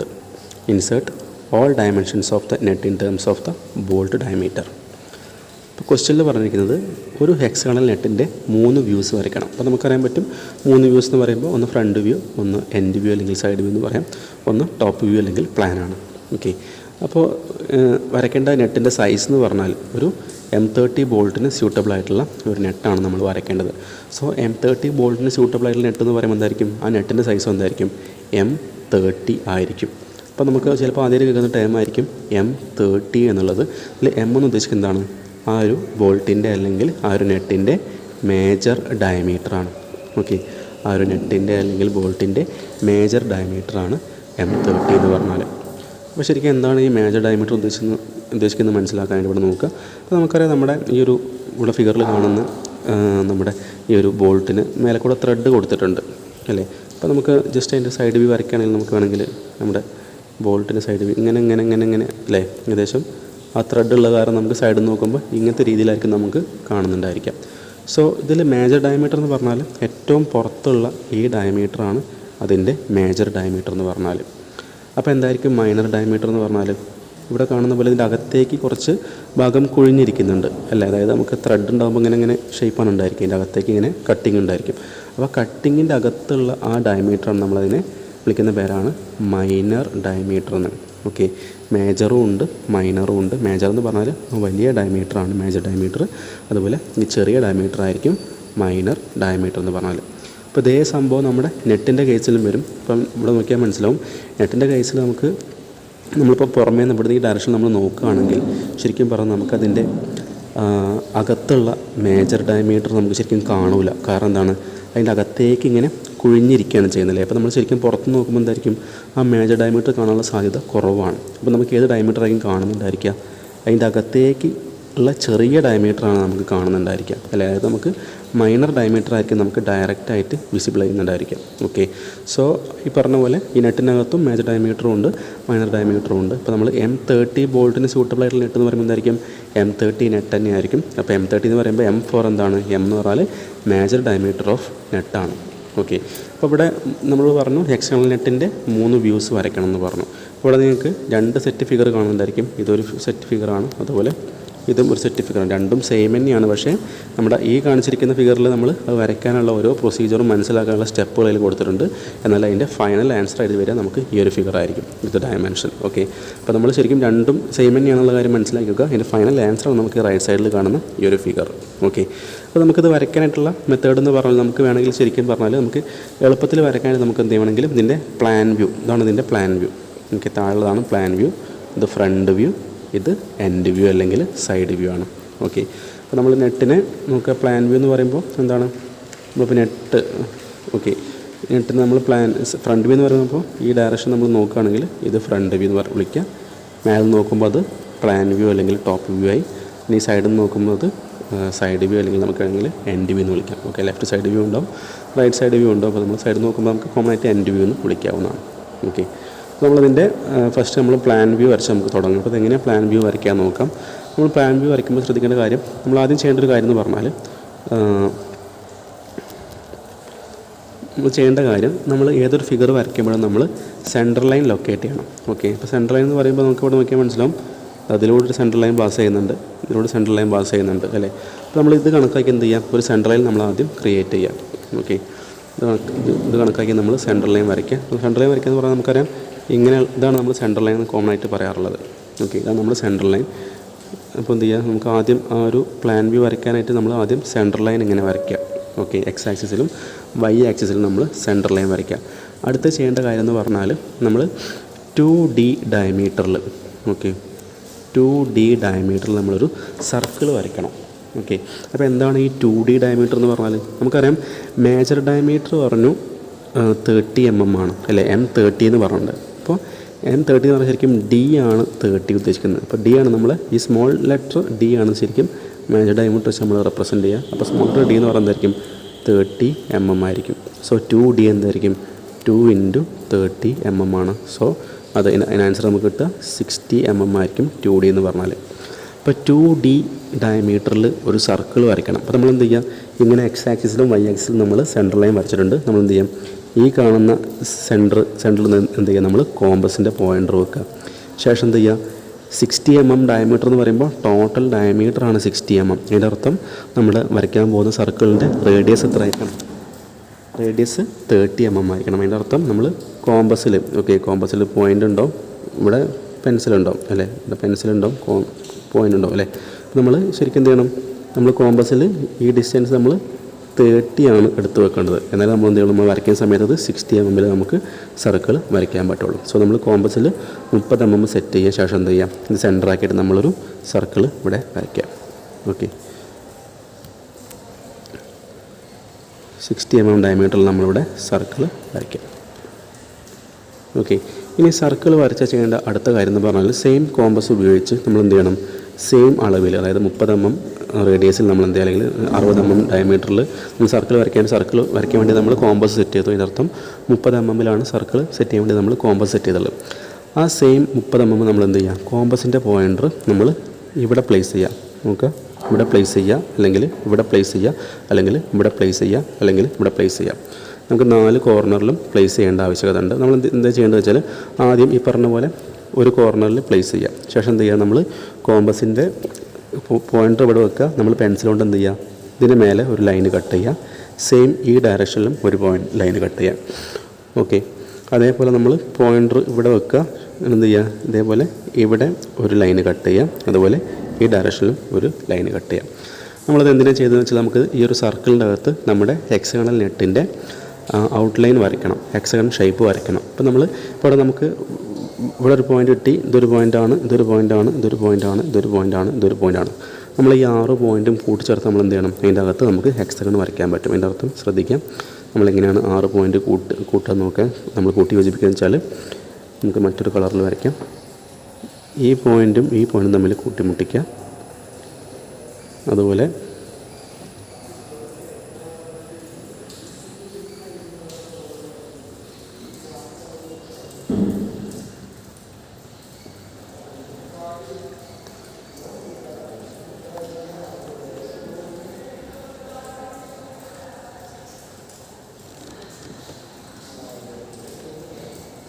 Sorry പറഞ്ഞു മാറിപ്പോയി, നമ്മൾ കൂട്ടി യോജിപ്പിക്കേണ്ട പോയിൻറ്റ്സ്.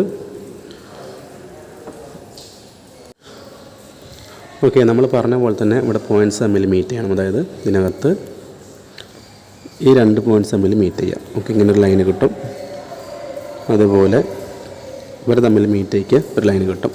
ശേഷം ഈ പോയിൻറ്റും ഈ പോയിൻറ്റും തമ്മിൽ മീറ്റ് ചെയ്യുക, ഇതും തമ്മിൽ മീറ്റ് ചെയ്യാം. ഓക്കെ, അതേപോലെ നമുക്ക് ഈ സൈഡിലെ ഈ 2 പോയിൻറ്റ്സ് തമ്മിൽ മീറ്റ് ചെയ്യണം, കോർണറും അതുപോലെ ഇത് തമ്മിൽ മീറ്റ് ചെയ്യണം. നമുക്കിതിൻ്റെ അകത്ത് ആദ്യം വരച്ച 2D സർക്കിളിനകത്ത് നമുക്ക് ഹെക്സഗൺ ഷേപ്പ് നമുക്ക് ജനറേറ്റ് ചെയ്യാൻ പറ്റും. ഓക്കെ, ശേഷം ചെയ്യേണ്ട അടുത്ത സ്റ്റെപ്പ് എന്ന് പറഞ്ഞാൽ നമുക്ക് നമ്മുടെ നെറ്റിൻ്റെ മേലെ, നമ്മൾ നേരത്തെ ഫിഗറിൽ പറയാൻ വിട്ടുപോയി, നമ്മൾ നോക്കി കഴിഞ്ഞാൽ നമുക്ക് മനസ്സിലാവുന്നൊരു കാര്യമാണ്, ഈ നെറ്റിൻ്റെ 6 കോർണറിലും ചെരിഞ്ഞൊരു കട്ടിങ്. ഓക്കെ, ഈ ഒരു കോർണറിലും അതുപോലെ 6 കോർണേഴ്സിലും നമുക്ക് ചെരിഞ്ഞൊരു കട്ടിങ് കൊടുത്തിട്ടുണ്ടായിരിക്കും. ഓക്കെ, ആ കട്ടിങ് കൊടുത്ത കാരണം തന്നെ നമ്മൾ സാധാരണ ചാംഫർ എഡ്ജ് എന്നാണ് പറയാറുള്ളത്. ആ കട്ടിങ് കൊടുത്ത കാരണം നമ്മൾ ഈ ഒരു ടോപ്പ് വ്യൂ നോക്കുന്ന സമയത്ത് നമുക്ക് ശരിക്കും പറഞ്ഞാൽ ഇതിൻ്റെ അകത്ത് ഒരു സർക്കിൾ ഇങ്ങനെ ഉള്ള പോലത്തെ ഒരു ഫീലാണ് നമുക്ക് തോന്നുക. ഓക്കെ, ഇതിനകത്ത് ശരിക്കും പറഞ്ഞാൽ ഒരു സർക്കിൾ ഉള്ള പോലെ നമുക്ക് ഫീൽ ചെയ്യും. കാരണം അതിൻ്റെ അകത്ത് ഓരോ കോർണറിലും ഇങ്ങനെ കട്ടിങ് ഉള്ളത് കാരണം ഇതിനിടയ്ക്കായിട്ട് എന്തായിരിക്കും, ഈ ഓരോ കോർണേഴ്സിനകത്തും ഒരു കട്ടിങ് കൊടുത്ത കാരണം നമുക്ക് മൊത്തത്തിൽ മേലെ നോക്കുന്ന സമയത്ത്, ടോപ്പ് വ്യൂവിൽ നോക്കുന്ന സമയത്ത് ഒരു സർക്കിൾ ഉള്ളതായിട്ട് നമുക്ക് ഫീൽ ചെയ്യാറുണ്ട്. അപ്പോൾ നമ്മൾ ആ സർക്കിൾ എന്ത് ചെയ്യണം, ഇതേപോലെ തിക്കായിട്ട് വരയ്ക്കേണ്ടതുണ്ട്. ശരിക്കും പറഞ്ഞാൽ നമ്മൾ പുറത്ത് വരച്ചുള്ള ഈ ഒരു ഗ്രീൻ കളറിൽ വരച്ചിരിക്കുന്ന സർക്കിൾ എന്ന് പറഞ്ഞാൽ ശരിക്കും എന്താണ്, അത് നമ്മൾ ഈ കാണുന്ന ഹെക്സഗൺ ജനറേറ്റ് ചെയ്യാൻ ആവശ്യമായിട്ടുള്ള സർക്കിൾ മാത്രമാണ്. ഓക്കെ, ആ ഹെക്സഗൺ വരയ്ക്കാൻ വേണ്ടി മാത്രമാണ് ശരിക്കും നമ്മൾ ആ സർക്കിൾ ഉപയോഗിച്ചത്. ശരിക്കും എന്താണ്, ആ സർക്കിൾ ഈ ഒരു ഫിഗറിൻ്റെ ഭാഗമല്ല, അതായത് നെറ്റിൻ്റെ ഭാഗമല്ല. നമുക്കറിയാം നെറ്റിൻ്റെ ഔട്ടർ ഷേപ്പ് എന്നാണ്. നെറ്റിൻ്റെ ഷേപ്പ് പറഞ്ഞാൽ ഈ പറഞ്ഞ പോലെ ഈ ഹെക്സഗൺ ഷേപ്പാണ് ഉണ്ടായിരിക്കുക.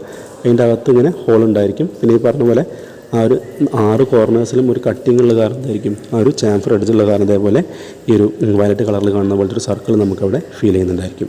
ഓക്കെ, ഇനി അടുത്ത സ്റ്റെപ്പ് എന്ന് പറഞ്ഞാൽ നമുക്ക് ഈ ഒരു നെറ്റിൻ്റെ അകത്ത് നമുക്കറിയാം നെറ്റിൻ്റെ അകത്ത് ഹോളുണ്ട്. നെറ്റിൻ്റെ അകത്ത് ഹോളുണ്ട്. അപ്പോൾ നമുക്കിനി ഹോൾ വരയ്ക്കണം. അപ്പോൾ ഹോൾ എന്ന് പറയുമ്പോൾ ഞാൻ പറഞ്ഞു, ഒരു നെറ്റിന് നമുക്ക് മേജർ ഡയമീറ്ററും ഉണ്ടായിരിക്കും, മൈനർ ഡയമീറ്ററും ഉണ്ടായിരിക്കും. അപ്പോൾ നമുക്ക് നേരത്തെ പറഞ്ഞ പോലെ ഒരു നെറ്റിനെ നമ്മൾ ടോപ്പ് വ്യൂ നോക്കുകയാണെങ്കിൽ നമുക്ക് ശരിക്കും കാണാൻ പറ്റുന്നത് മൈനർ ഡയമീറ്റർ ആയിരിക്കും നമുക്ക് കാണാൻ പറ്റുക. ഓക്കെ, കാരണം എന്താണ്, അതിൻ്റെ നെറ്റിൻ്റെ കേസിൽ നമുക്ക് മേജർ ഡയമീറ്റർ എന്ന് പറഞ്ഞാൽ ശരിക്കും അതിൻ്റെ അകത്തേക്ക് ഇങ്ങനെ ഉള്ളിലേക്കാണ് കട്ടിങ് ഉണ്ടായിരിക്കുക. സോ നമുക്ക് എന്തെയില്ല, അവിടെ മേജർ ഡയമീറ്റർ കാണാനുള്ള സാധ്യത കുറവാണ്. ഓക്കെ, അപ്പോൾ എന്തായിരിക്കും, നമുക്കവിടെ മൈനർ ഡയമീറ്റർ മാത്രമായിരിക്കും നമുക്ക് കാണുന്നുണ്ടായിരിക്കുക. മേജർ ഡയമീറ്റർ നമുക്ക് എന്തെയില്ല, കാണൂല. ഏതിൻ്റെ കേസിൽ, നെറ്റിൻ്റെ കേസിലാണ് ഈ പറഞ്ഞത്. എന്നാൽ നേരെ തിരിച്ചായിരിക്കും ബോൾട്ടിൻ്റെ കേസിലുണ്ടായിരിക്കുക, അല്ലേ? ബോൾട്ടിൻ്റെ കേസിൽ എങ്ങനെ വരിക, നമുക്കറിയാം ബോൾട്ടിൻ്റെ പുറമെയാണ് മേജർ ഡയമീറ്റർ. അപ്പോൾ നമുക്കറിയാം നമ്മൾ ഒരു ബോൾട്ടിന് ഒരു സൈഡ് വ്യൂ നോക്കുന്ന സമയത്ത് എന്തായിരിക്കും, ബോൾട്ടിൻ്റെ മേജർ ഡയമീറ്റർ നമുക്ക് കാണാൻ സാധിക്കും. എന്നാൽ എന്തായില്ല, അവിടെ നമുക്ക് മൈനർ ഡയമീറ്റർ നമുക്ക് കാണാനുള്ള ചാൻസ് ഇല്ല. അപ്പോൾ ആ ഒരു കാര്യം മനസ്സിലാക്കുക. നെറ്റിൻ്റെയും ബോൾട്ടിൻ്റെ കേസിൽ നമുക്ക് മേജറും മൈനറും നമുക്ക് വിസിബിൾ ആകുന്നത് എങ്ങനെയാണ്, നെറ്റിൻ്റെ കേസിൽ നമുക്ക് മൈനർ വിസിബിൾ ആവും, മേജർ വിസിബിൾ ആവില്ല. ഓക്കെ, എന്നാൽ ബോൾട്ടിൻ്റെ കേസിൽ നമുക്ക് മേജർ വിസിബിളാണ്, മൈനർ എന്തല്ല, വിസിബിൾ അല്ല. അപ്പോൾ നമുക്കിവിടെ ആ മേജർ ഡയമീറ്ററും മൈനർ ഡയമീറ്ററും നമുക്ക് ഈ ഒരു നെറ്റിൻ്റെ ഫിഗറിലേക്ക് നമുക്ക് വരയ്ക്കേണ്ടതുണ്ട്. സോ നമ്മൾ അത് വരയ്ക്കുമ്പോൾ ശ്രദ്ധിക്കേണ്ട ഒരു കാര്യം എന്ന് പറഞ്ഞാൽ, നമ്മൾ ആ ഒരു നെറ്റിൻ്റെ അകത്ത് ഹോൾ ഉണ്ട് എനിക്ക് നമ്മൾ ജസ്റ്റ് ഒരു സർക്കിൾ വരച്ചാൽ മതി, നമുക്ക് ഹോൾ ഉണ്ട് മനസ്സിലാവും. പക്ഷേ ആ ഹോളിൻ്റെ അകത്ത് എന്താണ്, ആ ഹോൾ വെറും ഹോളല്ല, അതെന്താണ്, ത്രെഡ് ചെയ്തിട്ടുള്ള ഹോളാണ്. സോ നമുക്ക് എന്ത് ചെയ്യണം, അത് ത്രെഡഡ് ഹോളാണെന്ന് മനസ്സിലാക്കാൻ നമ്മൾ എന്ത് ചെയ്യണം, അതിന് വേറൊരു കാര്യം കൂടി നമ്മൾ ചെയ്യേണ്ടതുണ്ട്. അപ്പോൾ ശ്രദ്ധിക്കുക, ചെയ്യേണ്ട കാര്യം എന്ന് പറഞ്ഞാൽ, നമുക്ക് പറഞ്ഞ പോലെ നെറ്റിൻ്റെ കേസിൽ നമുക്ക് മൈനർ ഡയമീറ്റർ കാണും, മേജർ ഡയമീറ്റർ കാണൂല. ഓക്കെ, നമ്മളെന്ത് ചെയ്യുക, നമുക്ക് മേജർ ഡയമീറ്റർ കാണാത്ത കാരണം നമ്മൾ ആദ്യം എന്ത് ചെയ്യുക, നമുക്ക് ഫസ്റ്റ് മൈനർ ഡയമീറ്റർ വരയ്ക്കാം. നമ്മൾ ഓർത്ത് വെക്കേണ്ട മറ്റൊരു കാര്യം, ഒരു നെറ്റിൻ്റെയും ബോൾട്ടിൻ്റെയും കേസിൽ മൈനർ ഡയമീറ്റർ എന്ന് പറഞ്ഞാൽ എന്തിന് ഈക്വലാണ്, 0.8D ഈക്വലാണ്. ഓക്കെ, ഇപ്പോൾ D 30 0.8D എന്ന് പറഞ്ഞാൽ 0.8 × 30 നമുക്ക് 24 mm കിട്ടും. ഓക്കെ, അപ്പോൾ ഈ നെറ്റിൻ്റെ കേസിൽ നമുക്ക് 24 mm ആണ് മൈനർ ഡയമീറ്റർ വരിക. ചെയ്യേണ്ട കാര്യം നമ്മളെന്താണ്, നെറ്റിൻ്റെ അകത്ത് നമ്മൾ 24 mm ഡയമീറ്ററിൽ നമ്മൾ എന്ത് ചെയ്യണം, 24 mm ഡയമീറ്ററിൽ നമ്മൾ നെറ്റിനകത്ത് എന്ത് ചെയ്യണം, ഒരു 24 mm ഡയമീറ്ററിൽ നമ്മൾ നെറ്റിനകത്ത് ഒരു സർക്കിൾ പൂർണ്ണമായിട്ടും വരയ്ക്കാം. ഓക്കെ, ഇവിടെ നമ്മൾ നെറ്റിൻ്റെ അകത്തുള്ള മൈനർ ഡയമീറ്റർ നമ്മൾ വരച്ചു 24 mm. ഞാൻ പറഞ്ഞ പോലെ നമുക്കറിയാം ഇതിനകത്തുള്ള വെറും ഒരു ഹോളല്ല, എന്ത് ഹോളാണ്, ത്രെഡഡ് ഹോളാണ്, അല്ലേ? അതായത് ത്രെഡുള്ള ഹോളാണ്. സോ നമ്മൾ എന്ത് ചെയ്യണം, ആ ത്രെഡഡ് ഹോളിന് മനസ്സിലാകേണ്ടത് നമ്മൾ എന്ത് ചെയ്യണം, ഇതിനകത്ത് നമ്മൾ ഇങ്ങനെ ഫുള്ളായിട്ട് സർക്കിൾ വരയ്ക്കാൻ പാടില്ല. ഞാൻ ഓൾറെഡി നമ്മുടെ മൈനർ ഡയമീറ്ററിൽ സർക്കിൾ വരച്ചിട്ടുണ്ട്. അതായത് ഇങ്ങനെ ഒരു സർക്കിൾ വരച്ചു. എന്ത് ചെയ്യാൻ പാടില്ല, അതിൻ്റെ പുറത്ത് നമുക്കറിയാം മേജർ ഡയമീറ്റർ എത്രയാണ്, D ആണ്, അതായത് 30 mm ആണ്. അതിൻ്റെ അർത്ഥം നമ്മൾ ഇങ്ങനെ വരയ്ക്കാൻ പാടില്ല. എന്തേ ചെയ്യാൻ പാടുള്ളൂ, നമ്മൾ ആ ഒരു സർക്കിളിൻ്റെ 3/4 മാത്രമേ വരയ്ക്കാൻ പാടുള്ളൂ.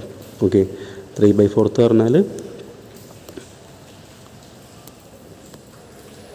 3/4 പറഞ്ഞാൽ ഇതങ്ങനെ 1/4 ഭാഗം മാത്രമേ നമ്മൾ വരയ്ക്കാൻ പാടുള്ളൂ. ഈ കാണുന്ന പോലെ സർക്കിളിൻ്റെ 1/4 ഭാഗം മാത്രമേ നമ്മളിങ്ങനെ വരയ്ക്കാൻ പാടുള്ളൂ. ഓക്കെ, ഇങ്ങനെ കാണുന്ന പോലെ 3/4 ഭാഗം മാത്രം നമ്മൾ വരയ്ക്കാൻ പാടുള്ളൂ. അതായത് നമുക്ക് ഇങ്ങനെ സെൻട്രൽ ലൈൻസ് ഉണ്ടെങ്കിൽ നമ്മളിങ്ങനെ 1/4 ഭാഗം മാത്രമേ നമ്മൾ ഈ നെറ്റിൻ്റെ കേസിൽ എന്ത് ചെയ്യാൻ പാടുള്ളൂ, മേജർ ഡയമീറ്റർ വരയ്ക്കാൻ പാടുള്ളൂ. നമ്മൾ ചെയ്യേണ്ട കാര്യം എന്താണ്, അതിൻ്റെ പുറത്തേക്ക് നമ്മൾ മേജർ ഡയമീറ്റർ വരയ്ക്കാനുള്ള സ്റ്റെപ്പാണ് നമുക്ക് അടുത്ത് ചെയ്യാനുള്ളത്. ഓക്കെ, അപ്പോൾ നമുക്കങ്ങനെ വരച്ചു കഴിയുമ്പോൾ നമുക്ക് ഇവിടെ കാണുന്ന പോലെ ആ ഫിഗർ കംപ്ലീറ്റ് ആയിട്ട് കാണാം. അതായത് ഇവിടെ ശ്രദ്ധിക്കുക, ഇവിടെ കാണിച്ചിരിക്കുന്ന പോലെ നമ്മൾ ആദ്യം ഒരു സർക്കിൾ വരച്ചു. ആ സർക്കിളിൻ്റെ അകത്ത് പിന്നെ നമ്മൾ കോമ്പസ് ഉപയോഗിച്ച് കട്ട് ചെയ്ത് നമ്മൾ ഹെക്സഗൺ ഷേപ്പ് വരച്ചു. ശേഷം നമ്മൾ ആ ചാംഫർ എഡ്ജുള്ള കാരണം ഇതിനകത്ത് വേറൊരു സർക്കിൾ വരച്ചു. ശേഷം നമ്മൾ ഒരു സർക്കിൾ മൈനർ ഡയമീറ്ററിൽ സർക്കിൾ ഫുള്ളായിട്ട് വരച്ചു. അതിൻ്റെ ഡയമീറ്റർ 0.8 D ആണ്. പിന്നെ ചുറ്റും നമ്മൾ മേജർ ഡയമീറ്റർ വരച്ചു. അത് നമ്മൾ മുഴുവൻ വരയ്ക്കാൻ പാടില്ല, 3/4 മാത്രം വരയ്ക്കാം. ഓക്കെ, അത്രയും ആയാൽ നമ്മുടെ ആ ഒരു പ്ലാൻ വ്യൂ കംപ്ലീറ്റ് ആയി. ഓക്കെ, പറഞ്ഞ് മനസ്സിലായി വിചാരിക്കുന്ന സംശയം ഉണ്ടെങ്കിൽ ജസ്റ്റ് ഒന്ന് റിവൈസ് ചെയ്ത് കേട്ട് നോക്കാം. ഓക്കെ, അപ്പോൾ നമുക്ക് ഏകദേശം നമ്മുടെ ആ നെറ്റിൻ്റെ ടോപ്പ് വ്യൂ അഥവാ പ്ലാൻ വ്യൂ നമുക്ക് കംപ്ലീറ്റ് ആയിട്ടുണ്ട്. നമുക്കിനി ബാക്കി വരയ്ക്കാനുള്ളത് നമുക്ക് അതിൻ്റെ ഫ്രണ്ട് വ്യൂവും അതുപോലെ സൈഡ് വ്യൂ ആണ് നമുക്ക് വരയ്ക്കാനുള്ളത്. നമ്മളിനി ഈ ഒരു പ്ലാൻ വ്യൂ കംപ്ലീറ്റ് ആയി നമ്മൾ ചെയ്യേണ്ട അടുത്ത കാര്യം എന്ന് പറഞ്ഞാൽ നമ്മൾ വരയ്ക്കാൻ പോകുന്നതിൻ്റെ ഫ്രണ്ട് വ്യൂ ആണ്. ഓക്കെ, അപ്പോൾ നമുക്ക് ഓൾറെഡി ഇവിടെ പ്ലാൻ വ്യൂ കിട്ടി. നമ്മൾ ചെയ്യേണ്ട കാര്യം എന്ന് പറഞ്ഞാൽ നമുക്ക് ഓരോ കോർണേഴ്സ് ഉണ്ടല്ലേ, ഈ ഒരു പോയിൻ്റ്, ഈ ഒരു പോയിൻ്റ്, ഈ ഒരു പോയിൻ്റ്, ഈ ഒരു പോയിൻ്റ്, നമ്മളെന്ത് ചെയ്യണം, ഈ കാണുന്ന 4 പോയിൻ്റൊന്നും നമ്മളെന്ത് ചെയ്യാം, മേലോട്ട് ഈ ഡയറക്ഷനിലേക്ക് നമ്മൾ എന്ത് ചെയ്യണം, മേലോട്ട് നമ്മൾ പ്രൊജക്റ്റിംഗ് ലൈൻസ് വരയ്ക്കുക. അതായത് ജസ്റ്റ് ലൈൻസ് ഇങ്ങനെ മേലോട്ട് പ്രൊജക്റ്റ് ചെയ്യാം. ഇവിടുന്ന് ഇങ്ങോട്ട്, ഇവിടുന്ന് ഇങ്ങോട്ട്, ഇവിടുന്ന് ഇങ്ങോട്ട്, ഇവിടുന്ന് ഇങ്ങോട്ട്. അതുപോലെ നമ്മൾ ഓൾറെഡി സെൻട്രൽ ലൈൻ വരച്ചിട്ടുണ്ടായിരിക്കും. അങ്ങനെ ആ 4 ലൈൻസ് നമ്മൾ മേലോട്ട് പ്രൊജക്റ്റ് ചെയ്യുമ്പോൾ നമുക്ക് എന്ത് കിട്ടും, നമ്മൾ മേലെ വരയ്ക്കാനുള്ള ഫ്രണ്ട് വ്യൂവിൻ്റെ ഈ ഒരു ഡയമെൻഷൻ നമുക്ക് കിട്ടും. ഓക്കെ, ജസ്റ്റ് ചെയ്യേണ്ട കാര്യം നമ്മൾ ഈ ലൈൻസ് ഇവിടെ കാണുമ്പോൾ തന്നെ ജസ്റ്റ് മേലോട്ട് പ്രൊജക്റ്റ് ചെയ്യുക. ഇവിടെ നമുക്ക് 4 ലൈൻസ് നമ്മൾ പ്രൊജക്റ്റ് ചെയ്ത് നമുക്ക് ഫ്രണ്ട് വ്യൂ വരയ്ക്കാനുള്ള ഓരോ പോയിൻ്റ് നമുക്ക് കിട്ടും. ഓക്കെ, ജസ്റ്റ് നമ്മൾ ചെയ്യുമ്പോൾ എന്ത് ചെയ്താൽ മതി, വേണമെങ്കിൽ ഒരേ ഡിസ്റ്റൻസിൽ എന്ത് ചെയ്യുക, 4 ലൈൻസ് നമ്മൾ മേലോട്ട് പ്രൊജക്റ്റ് ചെയ്യുക. അതായത് ഈ പോയിന്റിൽ നിന്ന് ഇത്ര വരെ ഡിസ്റ്റൻസിൽ, അത് നമ്മൾ അതിന് കണക്കൊന്നുമില്ല, ജസ്റ്റ് എന്താണ് നമുക്ക് ഇവിടെ ഇവർ തമ്മിലൊരു ഗ്യാപ്പ് ഉണ്ടായാൽ മാത്രം മതി. ഓക്കെ, ഒരു 20 mm 30 mm ഗ്യാപ്പ് ഉണ്ടായാൽ മതി. ഒരുപാട് അടുപ്പിച്ചായി കഴിഞ്ഞാൽ നമുക്ക് ഡയമെൻഷൻ ചെയ്യാനൊക്കെ ബുദ്ധിമുട്ടായിരിക്കും. അപ്പോൾ എന്ത് ചെയ്യുക, കുറച്ച് ഗ്യാപ്പ് കിട്ടുന്ന രീതിയിൽ എന്ത് ചെയ്യുക, നമ്മൾ ഓരോ പോയിന്റ് നമ്മൾ എന്ത് ചെയ്യുക, അതേപോലെ ലൈൻസ് ജസ്റ്റ് ഒരേ അളവിൽ എന്ത് ചെയ്യുക, മേലോട്ട് പ്രൊജക്റ്റ് ചെയ്ത് വെക്കുക. ഇവിടുന്ന് മേലേക്ക് പ്രൊജക്റ്റ് ചെയ്യുക, ഇവിടുന്ന് പ്രൊജക്റ്റ് ചെയ്യുക, ഇവിടുന്ന് പ്രൊജക്റ്റ് ചെയ്യുക, ഇവിടുന്ന് പ്രൊജക്റ്റ് ചെയ്യുക. ഒരേ അളവിൽ പ്രൊജക്റ്റ് ചെയ്യുമ്പോൾ നമുക്ക് എന്ത് ചെയ്യുക, ഈ ബേസ് ലൈൻ പിന്നെ വരയ്ക്കാൻ പറ്റും. ഓക്കെ, നമ്മൾ 4 ലൈൻസ് പ്രൊജക്റ്റ് ചെയ്ത് എന്ത് ചെയ്യുക, അതിൻ്റെ എൻഡിലായിട്ട് നമ്മൾ എന്ത് ചെയ്യുക, ഈ അളവിൽ, അതായത് അളവ് നമുക്ക് കിട്ടിയല്ലേ, ഈ ലൈനിൻ്റെ എൻഡ് ടു അടുത്ത ലൈനിൻ്റെ എൻഡാണ് അതിൻ്റെ അളവ് അല്ലേ, നമുക്ക് കിട്ടിയ ഈ ലൈൻ വരച്ചാൽ നമുക്ക് അതിൻ്റെ അളവ് കിട്ടി. ഇതാണ് അതിൻ്റെ ടോട്ടൽ അളവ് വരിക. ശേഷം ചെയ്യേണ്ട കാര്യം, നമ്മൾ ഇതിന് ജസ്റ്റ് ഒരു ബോക്സ് ആക്കി വരയ്ക്കുക. അതിന് മേലോട്ട് ഇങ്ങനെ ബോക്സ് ആക്കി ഇങ്ങനെ വരയ്ക്കണം അല്ലേ. പിന്നെ ഡയമെൻഷൻ എന്ന് പറഞ്ഞാൽ നമുക്ക് അറിയാത്ത ഡയമെൻഷൻ ഏതാണ്, ഈ ലെങ്ത്ത് നമുക്കറിയില്ല. ബാക്കി പിന്നെ ഈ ലെങ്ത്ത് നമുക്ക് ഓൾറെഡി കിട്ടിയിട്ടുണ്ട്, വേറെ ലെങ്ത്തിൻ്റെ ആവശ്യമില്ല അല്ലേ. നമുക്ക് മേലോട്ടുള്ള ഡയമെൻഷനാണ് നമുക്ക് അറിയേണ്ടത്. അപ്പോൾ നെറ്റിൻ്റെ കേസിൽ ഈ ഒരു അളവെന്ന് പറഞ്ഞാൽ അത് D തന്നെ ആയിരിക്കും. അതായത് ഇവിടെ D എന്ന് പറഞ്ഞാൽ 30 ആണെങ്കിൽ ആ 30 mm തന്നെ ആയിരിക്കും എന്ത് ചെയ്യുക, അതിൻ്റെ ഹൈറ്റ് എന്ന് പറഞ്ഞാൽ. ഓക്കെ, എന്നാൽ ബോൾട്ടിൻ്റെ കേസാകുമ്പോൾ D വരില്ല, അവിടെ 0.8 DA വരുള്ളൂ. ഓക്കെ, ആ കാര്യം മനസ്സിലാക്കി വെക്കുക. ഇപ്പോൾ നമ്മളിനി ബോൾട്ട് വരയ്ക്കുമ്പോൾ ശ്രദ്ധിച്ചാൽ മതി. ഓക്കെ, ചെയ്യേണ്ട കാര്യം ഇപ്പോൾ നമ്മൾ D എന്ന് പറയുമ്പോൾ എന്തായിരിക്കും, ഇത് 30 mm ആയിരിക്കും അളവ് വരിക. സോ ഞാൻ പറഞ്ഞ പോലെ ജസ്റ്റ് ഒരു തിൻ ലൈൻ ഉപയോഗിച്ച് ഒരു റെക്റ്റാങ്കിളായിട്ട് ജസ്റ്റ് വരച്ച് വെക്കുക. ശേഷം എന്താ ചെയ്യുക, ഇവിടെ കാണുന്ന പോലെ നമ്മളിവിടെ നേരത്തെ ലൈൻസ് പ്രൊജക്റ്റ് ചെയ്തിട്ടുണ്ട്. എന്ത് ചെയ്യുക, ഈ പോയിൻ്റ് വെച്ച് ഇങ്ങനെ റെക്റ്റാങ്കിൾ നമ്മൾ 3 ബ്ലോക്കായിട്ട് തരംതിരിക്കുക. ഓക്കെ, അപ്പോൾ നമുക്ക് ഏകദേശം ആ ഒരു ബോൾട്ട് നെറ്റിൻ്റെ ആ ഒരു ജസ്റ്റ് ഒരു ഷേപ്പ് നമുക്ക് ഫ്രണ്ട് വ്യൂ വരുന്ന ജസ്റ്റ് ഒരു ഷേപ്പ് നമുക്ക് കിട്ടിയിട്ടുണ്ടായിരിക്കും. ഇനി ചെയ്യാനുള്ള ബാക്കി കാര്യം എന്ന് പറഞ്ഞാൽ എന്താണ്, അതിനകത്ത് നമുക്ക് ഇങ്ങനെ ഒരു ആർക്കുകൾ കാണിക്കാണ്ടല്ല, 3 ആർക്കുകൾ, ഇവിടെ 3 ആർക്കുകൾ വരുന്നുണ്ട്. അത് വരാനുള്ള കാരണം എന്താണ്, നമ്മൾ നേരത്തെ പറഞ്ഞു, ഇതിനകത്തൊക്കെ ഓരോ എഡ്ജിലും എന്താണ് ഒരു കട്ടിങ്, ചെരിഞ്ഞൊരു കട്ടിങ് കൊടുത്തിട്ടുണ്ട്. അവിടെ നോക്കിയാൽ മനസ്സിലാവും. കണ്ടോ, ഈ ഒരു ഫിഗറിലേക്ക് നോക്കുക, ഈ ഒരു കോർണർ ഇവിടെ ചെറിയൊരു കട്ടിങ് കൊടുത്തിട്ടുണ്ട്, ഇവിടെ ഒരു കട്ടിങ് ഉണ്ട്, ഇവിടെ ഒരു കട്ടിങ് ഉണ്ട് അല്ലേ. അപ്പോൾ ആ കട്ടിങ്ങുള്ള കാരണം നമുക്ക് നോക്കിയാൽ മനസ്സിലാവും എന്താണ്, ഇവിടെ ഇങ്ങനെ ഒരു സർക്കിളുള്ള പോലെ നമുക്ക് ഫീൽ ചെയ്യുന്നുണ്ട്. ഓക്കെ, ഇതാണ് ഞാൻ നേരത്തെ പറഞ്ഞത്, ആ ഒരു സർക്കിളാണ് നമ്മൾ അതിൻ്റെ മേലെ അതിൻ്റെ ഉള്ളിൽ അകത്ത് വരച്ചുള്ള സർക്കിൾ എന്ന് പറഞ്ഞാൽ. ഓക്കെ, ഇവിടെ നോക്കിയാൽ മനസ്സിലാവും, ഇവിടെ കണ്ട ഒരു സർക്കിൾ നമുക്കിങ്ങനെ ഫീൽ ചെയ്യുന്നുണ്ട്.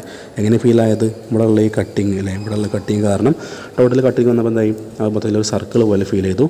ആ സർക്കിളാണ് ശരിക്കും ഏത് സർക്കിൾ? ഇതിനകത്ത് കാണുന്ന ഈ സർക്കിൾ കണ്ടോ, പുറത്തുള്ള ഈ സർക്കിൾ എന്ന് പറയുന്നത് എന്താണ്? ആ കട്ടിങ് കാരണമുള്ള സർക്കിളാണ്. ഓക്കെ, ഈ സർക്കിൾ എന്ന് പറഞ്ഞാൽ ആ കട്ടിങ് കാരണമുള്ള സർക്കിളാണ്. സോ ആ കട്ടിങ് കാരണം നമുക്ക് എന്ത് ചെയ്യും, നമുക്ക് ഫ്രണ്ട് വ്യൂവിൽ എന്തായിരിക്കും, കട്ടിങ്ങുള്ള കാരണം ഇങ്ങനെ ഒരു ആർച്ച് പോലെ നമുക്കത് ഫീൽ ചെയ്യുന്നുണ്ടായിരിക്കും. ഓക്കെ, ആർച്ച് പോലെ ഇങ്ങനെ ഇവിടെ കാണുന്ന പോലെ ഇങ്ങനെ ആർച്ച് പോലെ നമുക്ക് ഫീൽ ചെയ്യുന്നുണ്ടായിരിക്കും. നമുക്ക് പറഞ്ഞു നമ്മൾ ജസ്റ്റ് അതിനൊരു റെക്റ്റാങ്കിൾ ഷേപ്പാക്കി, അതുപോലെ അതിനെ 3ആയിട്ട് നമ്മൾ ഡിവൈഡും ചെയ്തു. നമുക്ക് അതിന് അളവ് കിട്ടിയൊക്കെയാണ് ലൈൻസ് ജസ്റ്റ് പ്രൊജക്റ്റ് ചെയ്തു. പിന്നെ നമ്മൾ മേലേക്കുള്ള അളവ് എടുത്തത് മാത്രം ഡി എന്ന് പറയുന്ന 30 mm എടുത്തു. നമ്മൾ ജസ്റ്റ് അതിനൊരു റെക്റ്റാങ്കിളാക്കി വരച്ചിട്ടുണ്ട്. ശേഷം നമുക്കിൽ ബാക്കിയുള്ള പണി എന്ന് പറഞ്ഞാൽ ഈ പറഞ്ഞ പോലെ ഈ ആർച്ചുകൾ വരയ്ക്കാൻ മാത്രമേ ഉള്ളൂ. വളരെ എളുപ്പമാണ് ആർച്ച് വരയ്ക്കാനായിട്ട്. ശ്രദ്ധിക്കേണ്ട കാര്യം കുറച്ച് വലുതാക്കി വരയ്ക്കാം. ഇപ്പം നമ്മൾ ആ ഒരു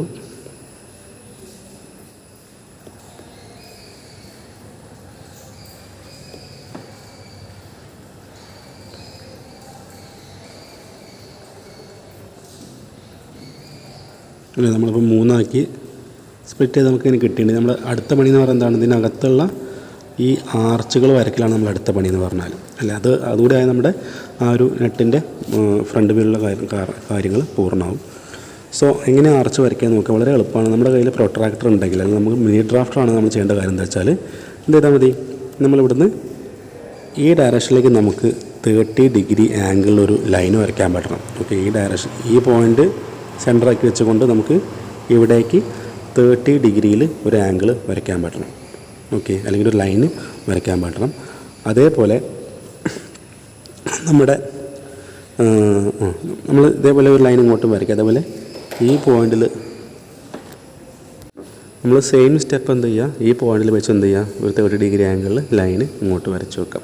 നമ്മുടെ ആവശ്യം എന്ന് പറഞ്ഞാൽ നമുക്ക് ഇവിടെ വരയ്ക്കാനുള്ള ആ ഒരു കർവിൻ്റെ അല്ലെങ്കിൽ ആ ഒരു റേഡിയസ് ലൊക്കേറ്റ് ചെയ്യാനുള്ള സെൻറ്ററാണ് നമുക്ക് കിട്ടേണ്ടത്. അപ്പോൾ സെൻറ്റർ കിട്ടാനുള്ള പ്രൊസീജിയറാണ് പറയുന്നത്. ഓക്കെ, അതേപോലെ അടുത്ത സ്റ്റെപ്പ് എന്ന് പറഞ്ഞാൽ നമുക്കിവിടെ നമ്മുടെ ഈ ഒരു ഫിഗറിൽ സെൻറ്റർ ലൈൻ ഉണ്ടായിരിക്കും അല്ലേ. ഇതും കൂടെ നമുക്കതിന് സെൻറ്ററിൽ കൂടെയാണ് സെൻറ്റർ ലൈൻ പോകുന്നുണ്ടായിരിക്കുക. ഓക്കെ, ഇവിടെ സെൻറ്റർ ലൈൻ പോകുന്നുണ്ടായിരിക്കും. അപ്പോൾ നമ്മൾ ആ സെൻറ്റർ ലൈൻ കണക്കാക്കിക്കൊണ്ട് ചെയ്യേണ്ട കാര്യം എന്ന് പറഞ്ഞാൽ ഒരു 60 ഡിഗ്രി ആംഗിളിൽ, ഓക്കെ, ഇവിടെ നോക്കുക, നിങ്ങൾ ഈ ഫിഗറിലേക്ക് നോക്കിയാൽ മനസ്സിലാവും. ഇത് നമ്മുടെ സെൻറ്റർ ലൈനാണ് അല്ലേ. നമ്മൾ നേരത്തെ ഇവിടെ 30 ഡിഗ്രി ആംഗിളിൽ ഇങ്ങനെ ലൈൻ വരച്ചിട്ടുണ്ട്, ഇങ്ങനെ ലൈൻ വരച്ചിട്ടുണ്ട്. നമുക്കിനി എന്ത് വേണം, ആ ലൈന് ജസ്റ്റ് ലൈന് മാത്രമേ കിട്ടുള്ളൂ. എന്ത് ചെയ്യണം, ആ ലൈനിൻ്റെ ഏത് പോയിന്റിൽ വെച്ചാൽ നമുക്ക് ഈ ഒരു ആർക്ക് വരയ്ക്കാൻ പറ്റുമെന്ന് നോക്കണം. അപ്പോൾ ആ പോയിന്റ് കണ്ടെത്താനുള്ള സ്റ്റെപ്പാണ് പറയുന്നത്. ചെയ്യേണ്ട കാര്യം, നമ്മുടെ സെൻറ്റർ ലൈൻ ഉണ്ട് അല്ലേ, ഇവിടെ സെൻറ്റർ ലൈൻ ഉണ്ട്. അപ്പോൾ നമ്മൾ സെൻറ്റർ ലൈനിലൂടെ ഒന്നുകിൽ എന്ത് ചെയ്യുക, നമ്മുടെ മിനി ഡ്രാഫ്റ്ററിൽ എന്ത് ചെയ്യുക, സ്കെയില് ഈ ആംഗിൾ 30 ഡിഗ്രി സെറ്റ് ചെയ്ത് വെക്കുക. ഓക്കെ, ഇതിപ്പോൾ ഇതൊരു ലൈനാണെങ്കിൽ, ഇതിപ്പോൾ സെൻറ്റർ ലൈനാണെങ്കിൽ, ഇത് സെൻറ്റർ ലൈനാണെങ്കിൽ നമുക്ക് എന്ത് ചെയ്യണം, ഈ സെൻറ്റർ ലൈനിൻ്റെ അവിടുന്ന് ഈ ഡയറക്ഷനിലേക്ക് 30 ഡിഗ്രിയിൽ ആംഗിൾ അല്ലെങ്കിൽ ലൈൻ വരയ്ക്കാൻ എടുത്ത രീതി എന്ത് ചെയ്യുക, നമ്മൾ മിനി ഡ്രാഫ്റ്റർ ആകുമ്പോൾ മിനി ഡ്രാഫ്റ്റർ സെറ്റ് ചെയ്യാം. ഓക്കെ, എന്നിട്ട് എന്ത് ചെയ്യുക, നമ്മൾ ആ ഒരു സെൻറ്റർ ലൈനിൻ്റെ മേലെ കൂടെ ഇങ്ങനെ മിനി ഡ്രാഫ്റ്റർ ജസ്റ്റ് പാസ് ചെയ്യിച്ച് നോക്കുക. അതിൻ്റെ അർത്ഥം എന്താണെന്ന് വെച്ചാൽ, നമ്മൾ മിനി ഡ്രാഫ്റ്റർ ഇങ്ങനെ പാസ് ചെയ്യുന്ന സമയത്ത് നമുക്കറിയാം, നമ്മൾ ആംഗിൾ സെറ്റ് ചെയ്യാൻ മിനി ഡ്രാഫ്റ്റർ ഇങ്ങനെ ചെരിണ്ടാണ് നിൽക്കുന്നുണ്ടായിരിക്കും അല്ലേ. ഇപ്പോൾ നമ്മൾ ഈ സെൻട്രൽ ലൈനിൻ്റെ മേലെ കൂടെ ഈ ഒരു പോയിൻ്റ് കണക്കാക്കിക്കൊണ്ട് പാസ് ചെയ്യുമ്പോൾ ഏത് സമയത്താണ് നമ്മുടെ ആ വരച്ചിരിക്കുന്ന നെറ്റിൻ്റെ ഫ്രണ്ട് വ്യൂവിൽ ഈ കോർണറുമായിട്ട് ഈ ലൈൻ കോയിൻസൈഡ് എന്ന് നോക്കുക. ആ പോയിന്റിൽ വെച്ച് എന്ത് ചെയ്യുക, ജസ്റ്റ് ഈ കാണുന്ന പോലെ ലൈൻ അങ്ങോട്ട് നീട്ടി വരയ്ക്കാം. നീട്ടി വരയ്ക്കണമെന്നില്ല, നമുക്ക് ഇവിടെ വരെ വരച്ചാലും മതി. അതായത് ഇവിടെ വരെ വരച്ചാലും മതി. പറഞ്ഞ് മനസ്സിലായി വിചാരിക്കുന്നു. ഈ സെൻറ്റർ ലൈൻ കണക്കാക്കിയിട്ട് മിനി ഡ്രാഫ്റ്ററിൽ 30 ഡിഗ്രി ആംഗിൾ സെറ്റ് ചെയ്ത് നോക്കുക. അതിന് ശേഷം എന്ത് ചെയ്യുക, ആ മിനി ഡ്രാഫ്റ്റർ ഈ സെൻറ്റർ ലൈനിൽ കൂടെ മേലെ പാസ് ചെയ്യുന്ന സമയത്ത് ഈ പോയിന്റിലേക്ക് എപ്പോഴാണ് ആ 30 ഡിഗ്രി കോയിൻസൈഡ് ചെയ്യുന്നത്, ആ സമയത്ത് എന്ത് ചെയ്യുക, ആ മിനി ഡ്രാഫ്റ്റർ അവിടെ സ്റ്റോപ്പ് ചെയ്തിട്ട് ജസ്റ്റ് നമുക്ക് ഈ ലൈൻ അങ്ങോട്ട് വരയ്ക്കണം. അതേപോലെ നമ്മൾ എന്ത് ചെയ്യണം, ഈ സൈഡിലും അതേ പ്രൊസീജിയർ യൂസ് ചെയ്യാം. ഫൈനലി നമുക്ക് എന്ത് കിട്ടും, നമുക്ക് ഈ ലൈനും ഇവിടെ വരച്ചുള്ള 30 ഡിഗ്രി ആംഗിളുള്ള ഈ ലൈനും തമ്മിലും കൂട്ടിമുട്ടുന്ന അവിടെ ഒരു പോയിന്റ് കിട്ടും. സെയിം ഇവിടുത്തെ ഈ ലൈനും ഈ ലൈനും തമ്മിൽ കൂട്ടിമുട്ടുന്ന ഒരു പോയിന്റിൽ നമുക്ക് അടുത്ത പോയിന്റും കിട്ടും. അപ്പോൾ 2 പോയിന്റ് നമുക്ക് കിട്ടി. അപ്പോൾ എന്ത് ചെയ്യുക, ആ പോയിൻ്ററിൽ നമ്മുടെ കോമ്പസ് ലൊക്കേറ്റ് ചെയ്യുക. ഈ പോയിൻറ്റിലും നമ്മുടെ കോമ്പസ് ലൊക്കേറ്റ് ചെയ്യുക. പെൻസിലിൻ്റെ എൻഡ് നമ്മുടെ ആ ഒരു റെക്റ്റാങ്കിളിൻ്റെ എൻഡിലായിട്ട് പെൻസിൽ എൻഡ് പിടിക്കുക. ശേഷം നമ്മൾ ഇങ്ങനെ ആർക്ക് വരച്ചാൽ നമുക്ക് എന്ത് കിട്ടും? നമ്മുടെ ആ ഒരു നെറ്റിൻ്റെ അകത്തുള്ള ആ ഒരു ഭാഗത്തിൻ്റെ ആ ഒരു ആർക്ക് നമുക്ക് കംപ്ലീറ്റ് ചെയ്യാൻ പറ്റും. ഓക്കെ, ജസ്റ്റ് ഇവിടെ നോക്കുക.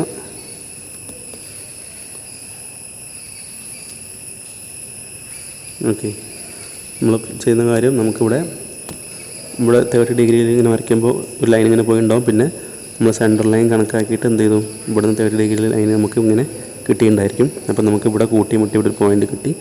സെയിം പ്രൊസീജിയറിൽ നമുക്ക് ഇവിടെയും ഒരു പോയിൻ്റ് കിട്ടിയിട്ടുണ്ടായിരിക്കും സെയിം അളവിൽ തന്നെ. ചെയ്യേണ്ട കാര്യം നമ്മൾ കോമ്പസിൻ്റെ പോയിൻ്റർ ഇവിടെ ലൊക്കേറ്റ് ചെയ്യുക. പെൻസിലിൻ്റെ പോയിൻ്റ് നമ്മൾ ഇവിടെ ലൊക്കേറ്റ് ചെയ്യുക. ഓക്കെ, ശേഷം നമ്മൾ ആർക്ക് വരച്ചാൽ നമുക്ക് ഇവിടെ ഇങ്ങനെ ആർക്ക് കിട്ടും. അതേപോലെ സെയിം പ്രൊസീജിയർ ഇവിടെ യൂസ് ചെയ്യുക. നമുക്ക് ഇവിടെയും ആർക്ക് കിട്ടും. നമ്മുടെ നെറ്റിൻ്റെ ഈ രണ്ട് ഫേസിലുള്ള 2 ആർക്കും നമുക്കപ്പോൾ കംപ്ലീറ്റ് ചെയ്യാൻ പറ്റും. ഇനി നമുക്ക് ഫൈനലി ബാക്കിയുള്ള കാര്യം നമ്മുടെ ഈ ഒരു ആർക്കും കൂടിയാണ്. അപ്പോൾ ആ ആർക്ക് കിട്ടാനുള്ള വഴി എന്ന് പറഞ്ഞാൽ ചെയ്യേണ്ട കാര്യം നമ്മൾ എന്ത് ചെയ്താൽ മതി, നമ്മൾ നേരത്തെ ഒരു 30 ഡിഗ്രിയിൽ നമ്മൾ ഈ ലൈന് വരച്ചിട്ടുണ്ട് അല്ലേ. ഈ ലൈൻ എന്ത് ചെയ്യുക, നേരെ നീട്ടിക്കഴിഞ്ഞാൽ നമുക്ക് സെൻറ്റർ ലൈനുമായിട്ട് കോയിൻസൈഡ് ചെയ്യും. നമ്മൾ നേരത്തെ ഓൾറെഡി ഇവിടെ ഈ ലൈൻ ഇങ്ങനെ ഇവിടുത്തെ പോയിൻ്റ് കിട്ടാനായിട്ട് 30 ഡിഗ്രിയിൽ നമ്മൾ ചെരിച്ച് വരച്ചിട്ടുണ്ടായിരുന്നു. ആ ലൈൻ ജസ്റ്റ് നീട്ടിക്കഴിഞ്ഞാൽ നമുക്ക് എന്ത് ചെയ്യാം, ഈ ഫിഗറിൽ കാണുന്ന പോലെ നമുക്ക് സെൻറ്റർ ലൈനുമായിട്ട് കോയിൻസൈഡ് ചെയ്യും. ഓക്കെ, നമ്മൾ ഈ സെൻറ്റർ ലൈനുമായിട്ട് ഈ ആംഗിൾ ലൈന് കോയിൻസൈഡ് ചെയ്യും. ഇവിടെ എന്ത് ചെയ്യുക, നമ്മൾ നേരത്തെ പറഞ്ഞ പോലെ കോമ്പസിൻ്റെ പോയിൻ്റർ വെക്കുക. പെൻസിലിൻ്റെ പോയിൻ്റ് എന്ത് ചെയ്യുക, ഈ എൻഡിൽ ലൊക്കേറ്റ് ചെയ്യുക. ശേഷം എന്ത് ചെയ്യുക, ആർക്ക് വരച്ചാൽ നമുക്ക് ഇതിനകത്തുള്ള ആർക്കും വരയ്ക്കാൻ പറ്റും. അപ്പോൾ അതോടുകൂടി നമുക്ക് എന്ത് ചെയ്യാം, ഇതിനകത്തുള്ള 3 ആർക്കും വരയ്ക്കാൻ പറ്റും. ഓക്കെ, അപ്പോൾ നമുക്ക് ഇതാണ് നമ്മുടെ ആ ഒരു ഇതിനകത്തുള്ള ആർക്ക് വരയ്ക്കാനുള്ള പ്രൊസീജിയർ. അപ്പോൾ നമുക്ക് ഏകദേശം നമ്മുടെ ഫ്രണ്ട് വ്യൂ കംപ്ലീറ്റ് ആയി, പ്ലാൻ വ്യൂ കംപ്ലീറ്റ് ആയി. നമുക്കിനി ബാക്കിയുള്ള നമ്മുടെ ഈ ഒരു എൻഡ് വ്യൂ അല്ലെങ്കിൽ സൈഡ് വ്യൂ വരയ്ക്കാനുള്ള കാര്യമാണ്. നമുക്കിനി ഫ്രണ്ട് വ്യൂ നമുക്ക് ഒരു കാര്യം കൂടി മാർക്ക് ചെയ്യാനുണ്ട്. ഈ ഫ്രണ്ട് വ്യൂവിൻ്റെ ഫൈനലൈസ്ഡ് രൂപമാണ് നമുക്കിവിടെ കാണുന്നുണ്ടായിരിക്കും. ഇവിടെ നമുക്ക് മനസ്സിലാവും, ഇവിടെ എക്സ്ട്രാ നമുക്കിവിടെ ഒരു ഡോട്ടർ ലൈൻസ് ഇവിടെ കാണുന്നുണ്ട് അല്ലേ. ഇവിടെ ഡോട്ടർ ലൈൻസ് ഇവിടെയും കാണുന്നുണ്ട്. അതെങ്ങനെ വന്നുള്ളൂ നമുക്കറിയാം. എന്താണ്, ഇതിനകത്ത് ഹോളുണ്ട്, വെറും ഹോളല്ല, ത്രെഡഡ് ഹോളാണ്. അപ്പോൾ നമുക്ക് എന്ത് ചെയ്യണം, ത്രെഡ് കാണിക്കാനായിട്ട് എന്ത് ചെയ്യണം, നമുക്ക് ത്രെഡിൻ്റെ അതിൻ്റെ അകത്തുള്ള ഹോൾ നമുക്ക് ഇതേപോലെ ഡോട്ടർ ലൈൻസ് ഉപയോഗിച്ച് വരയ്ക്കേണ്ടതുണ്ട്. നമ്മളിങ്ങനെ വരയ്ക്കുക, നമുക്കറിയാം അതിൻ്റെ അകത്തുള്ള ഹോള് 0.8 പുറത്തുള്ള ഹോള് D ആണ്. സോ നമുക്കറിയാൻ പറ്റും ഇതിൻ്റെ ഡയമെൻഷൻ എന്തെങ്കിലും ഇവിടെ കാണിച്ചിട്ടുണ്ട്, 0.8D ആണ്. അതായത് 0.8 × 30 ചെയ്യുക, 24 mm കിട്ടും. അതിനർത്ഥം ഇവിടുന്ന് 12 mm ഇവിടുന്ന് 12 mm മാറ്റി വെച്ചാൽ നമുക്ക് പോയിൻ്റ് കിട്ടും. അവിടുന്ന് വെർട്ടിക്കലായിട്ട് എന്ത് ചെയ്യുക, ഇതൊരു ഡോട്ടർ ലൈൻസ് വരച്ചാൽ നമുക്ക് നമ്മുടെ ഫ്രണ്ട് വ്യൂ കംപ്ലീറ്റ് ആവും. ഓക്കെ, അപ്പോൾ ഇവിടെ ഞാൻ പറഞ്ഞ പ്രൊസീജിയേഴ്സ് ഇവിടെ സ്റ്റെപ്പ് ബൈ സ്റ്റെപ്പ് ആയിട്ട് കൊടുത്തിട്ടുണ്ട്. ജസ്റ്റ് നിങ്ങൾ വായിച്ചു നോക്കിയാൽ നിങ്ങൾക്ക് ഒന്നുകൂടി ക്ലിയർ ആവുന്നതാണ് പ്ലാൻ വ്യൂ വരയ്ക്കാനുള്ള പ്രൊസീജിയർ. അതേപോലെ തന്നെ ഫ്രണ്ട് വ്യൂ വരയ്ക്കാനുള്ള പ്രൊസീജിയറും ഇവിടെ ജസ്റ്റ് കാണിച്ചിട്ടുണ്ട്. ജസ്റ്റ് എന്ത് ചെയ്യാം, അത് ജസ്റ്റ് വായിച്ചു നോക്കിയാൽ മനസ്സിലാവും. ഇവിടെ ഓരോ പോയിൻറ്റിനും ഇങ്ങനെ പേരൊക്കെ കൊടുത്ത് പറഞ്ഞിട്ടുണ്ട്, JKLM എന്നൊക്കെ പറഞ്ഞിട്ട് ജസ്റ്റ് വായിച്ചു നോക്കിയാൽ മനസ്സിലാവും. നമുക്ക് ഫൈനലി വരയ്ക്കാനുള്ള എന്താണ്, നമുക്ക് ഈ എൻഡ് വ്യൂ ആണ്. അപ്പോൾ എൻഡ് വ്യൂ വരയ്ക്കാനുള്ള പ്രൊസീജിയർ പറഞ്ഞാൽ വളരെ എളുപ്പമാണ്. ചെയ്യേണ്ട കാര്യം, നമ്മൾ ഈ ഒരു പോയിൻ്റില്ലേ പ്ലാൻ വ്യൂ വരച്ച് ഈ പോയിൻ്റുണ്ട്, ഈ പോയിൻ്റുണ്ട്. ഇവിടെ കാണുന്ന പോലെ എന്ത് ചെയ്യാം, ജസ്റ്റ് ഏറ്റവും താഴത്തെ ലൈൻസ് ഒന്ന് നീട്ടി വരയ്ക്കാം. ശേഷം ആ ലൈനിൻ്റെ എവിടെയെങ്കിലും വെച്ച് എന്ത് ചെയ്യുക, കുറച്ച് ഡിസ്റ്റൻസ് കഴിഞ്ഞിട്ട് എന്ത് ചെയ്യാം, കുറച്ച് അങ്ങോട്ട് മാറ്റിയിട്ട് എന്ത് ചെയ്യണം, നമുക്ക് ഒരു പോയിൻ്റ് നമ്മൾ ജസ്റ്റ് ലൊക്കേറ്റ് ചെയ്യും. ഇവിടെ കാണുന്ന പോലെ ഒരു പോയിൻ്റ് ഇവിടെ ജസ്റ്റ് ഇവിടെ ലൊക്കേറ്റ് ചെയ്തു. ഇതിന് പ്രത്യേകിച്ച് അളവൊന്നുമില്ല. അളവെന്ന് പറഞ്ഞാൽ എന്താണ്, നമുക്കിത് തമ്മിലും ഇങ്ങനെ കൂട്ടിമുട്ടാൻ പാടില്ല, ഒരു ഗ്യാപ്പ് വേണം. ഈ ഫ്രണ്ട് വ്യൂവും പ്ലാൻ വ്യൂ തമ്മിൽ, ഫ്രണ്ട് വ്യൂവും സൈഡ് വ്യൂ തമ്മിലൊരു ഗ്യാപ്പ് വേണം. അതനുസരിച്ച് എന്ത് ചെയ്യാം, കുറച്ച് ഇങ്ങോട്ട് നമ്മൾ നീട്ടി വരച്ചാൽ മതി. ശേഷം ചെയ്യേണ്ട കാര്യം, ആ നീട്ടി വരച്ച ലൈനിൽ, പ്രൊജക്റ്റിംഗ് ലൈനിൽ ജസ്റ്റ് ഒരു പോയിൻ്റ് മാർക്ക് ചെയ്യാം.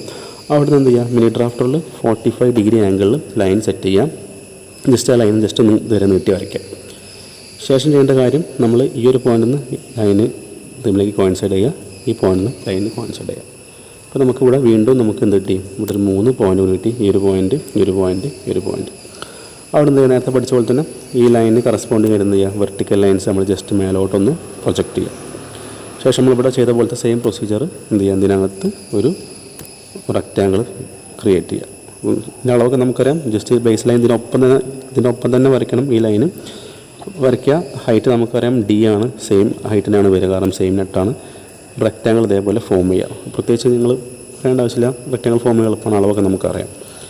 ശേഷം ചെയ്യേണ്ട കാര്യം, നമുക്കിനി റെക്റ്റാങ്കിൾ ഫോം ചെയ്ത് പിന്നെ ചെയ്യേണ്ട കാര്യം, ഇതിനകത്ത് ഈ ലൈനും കൂടി വരച്ച് കഴിഞ്ഞാൽ നമുക്ക് ചെയ്യേണ്ട കാര്യം എന്താണ്, നമുക്കറിയാത്ത കാര്യം, നമുക്ക് ആർക്ക് വരയ്ക്കാനുള്ള കാര്യം അല്ലേ. ഇതിനകത്തുള്ള ഈ ആർക്ക് വരയ്ക്കണം. ഓക്കെ, അപ്പോൾ നമുക്ക് ആർക്ക് വരയ്ക്കാനായിട്ട് ചെയ്യേണ്ട കാര്യം നമ്മൾ ഇവിടെ റേഡിയസ് എന്ന് പറയുമ്പോൾ വേണമെങ്കിൽ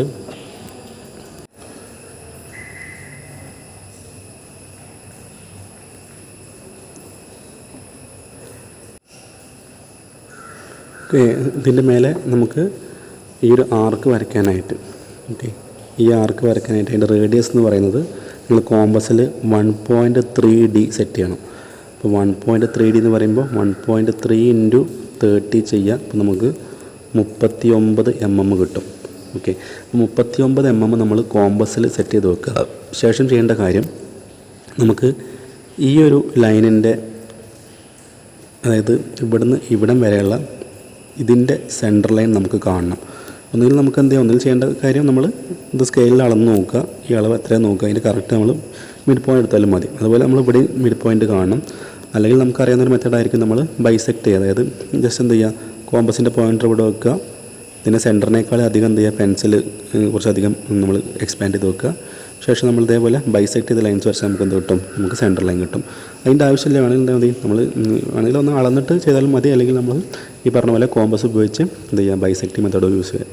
അപ്പോൾ ഈ പറഞ്ഞ പോലെ ഈ ഒരു ലൈനിൻ്റെ സെൻറ്റർ ലൈന് ഇവിടെയും നമ്മൾ കണ്ടെത്തുക. ശേഷം ചെയ്യേണ്ട കാര്യം എന്ത് ചെയ്യുക, നമ്മളെ സെൻറ്റർ ലൈനിൽ കൂടെ ജസ്റ്റ് ഒരു തിൻ ലൈന്, ജസ്റ്റ് ഒരു റെഫറൻസ് ലൈന് മാർക്ക് ചെയ്ത് വെക്കുക.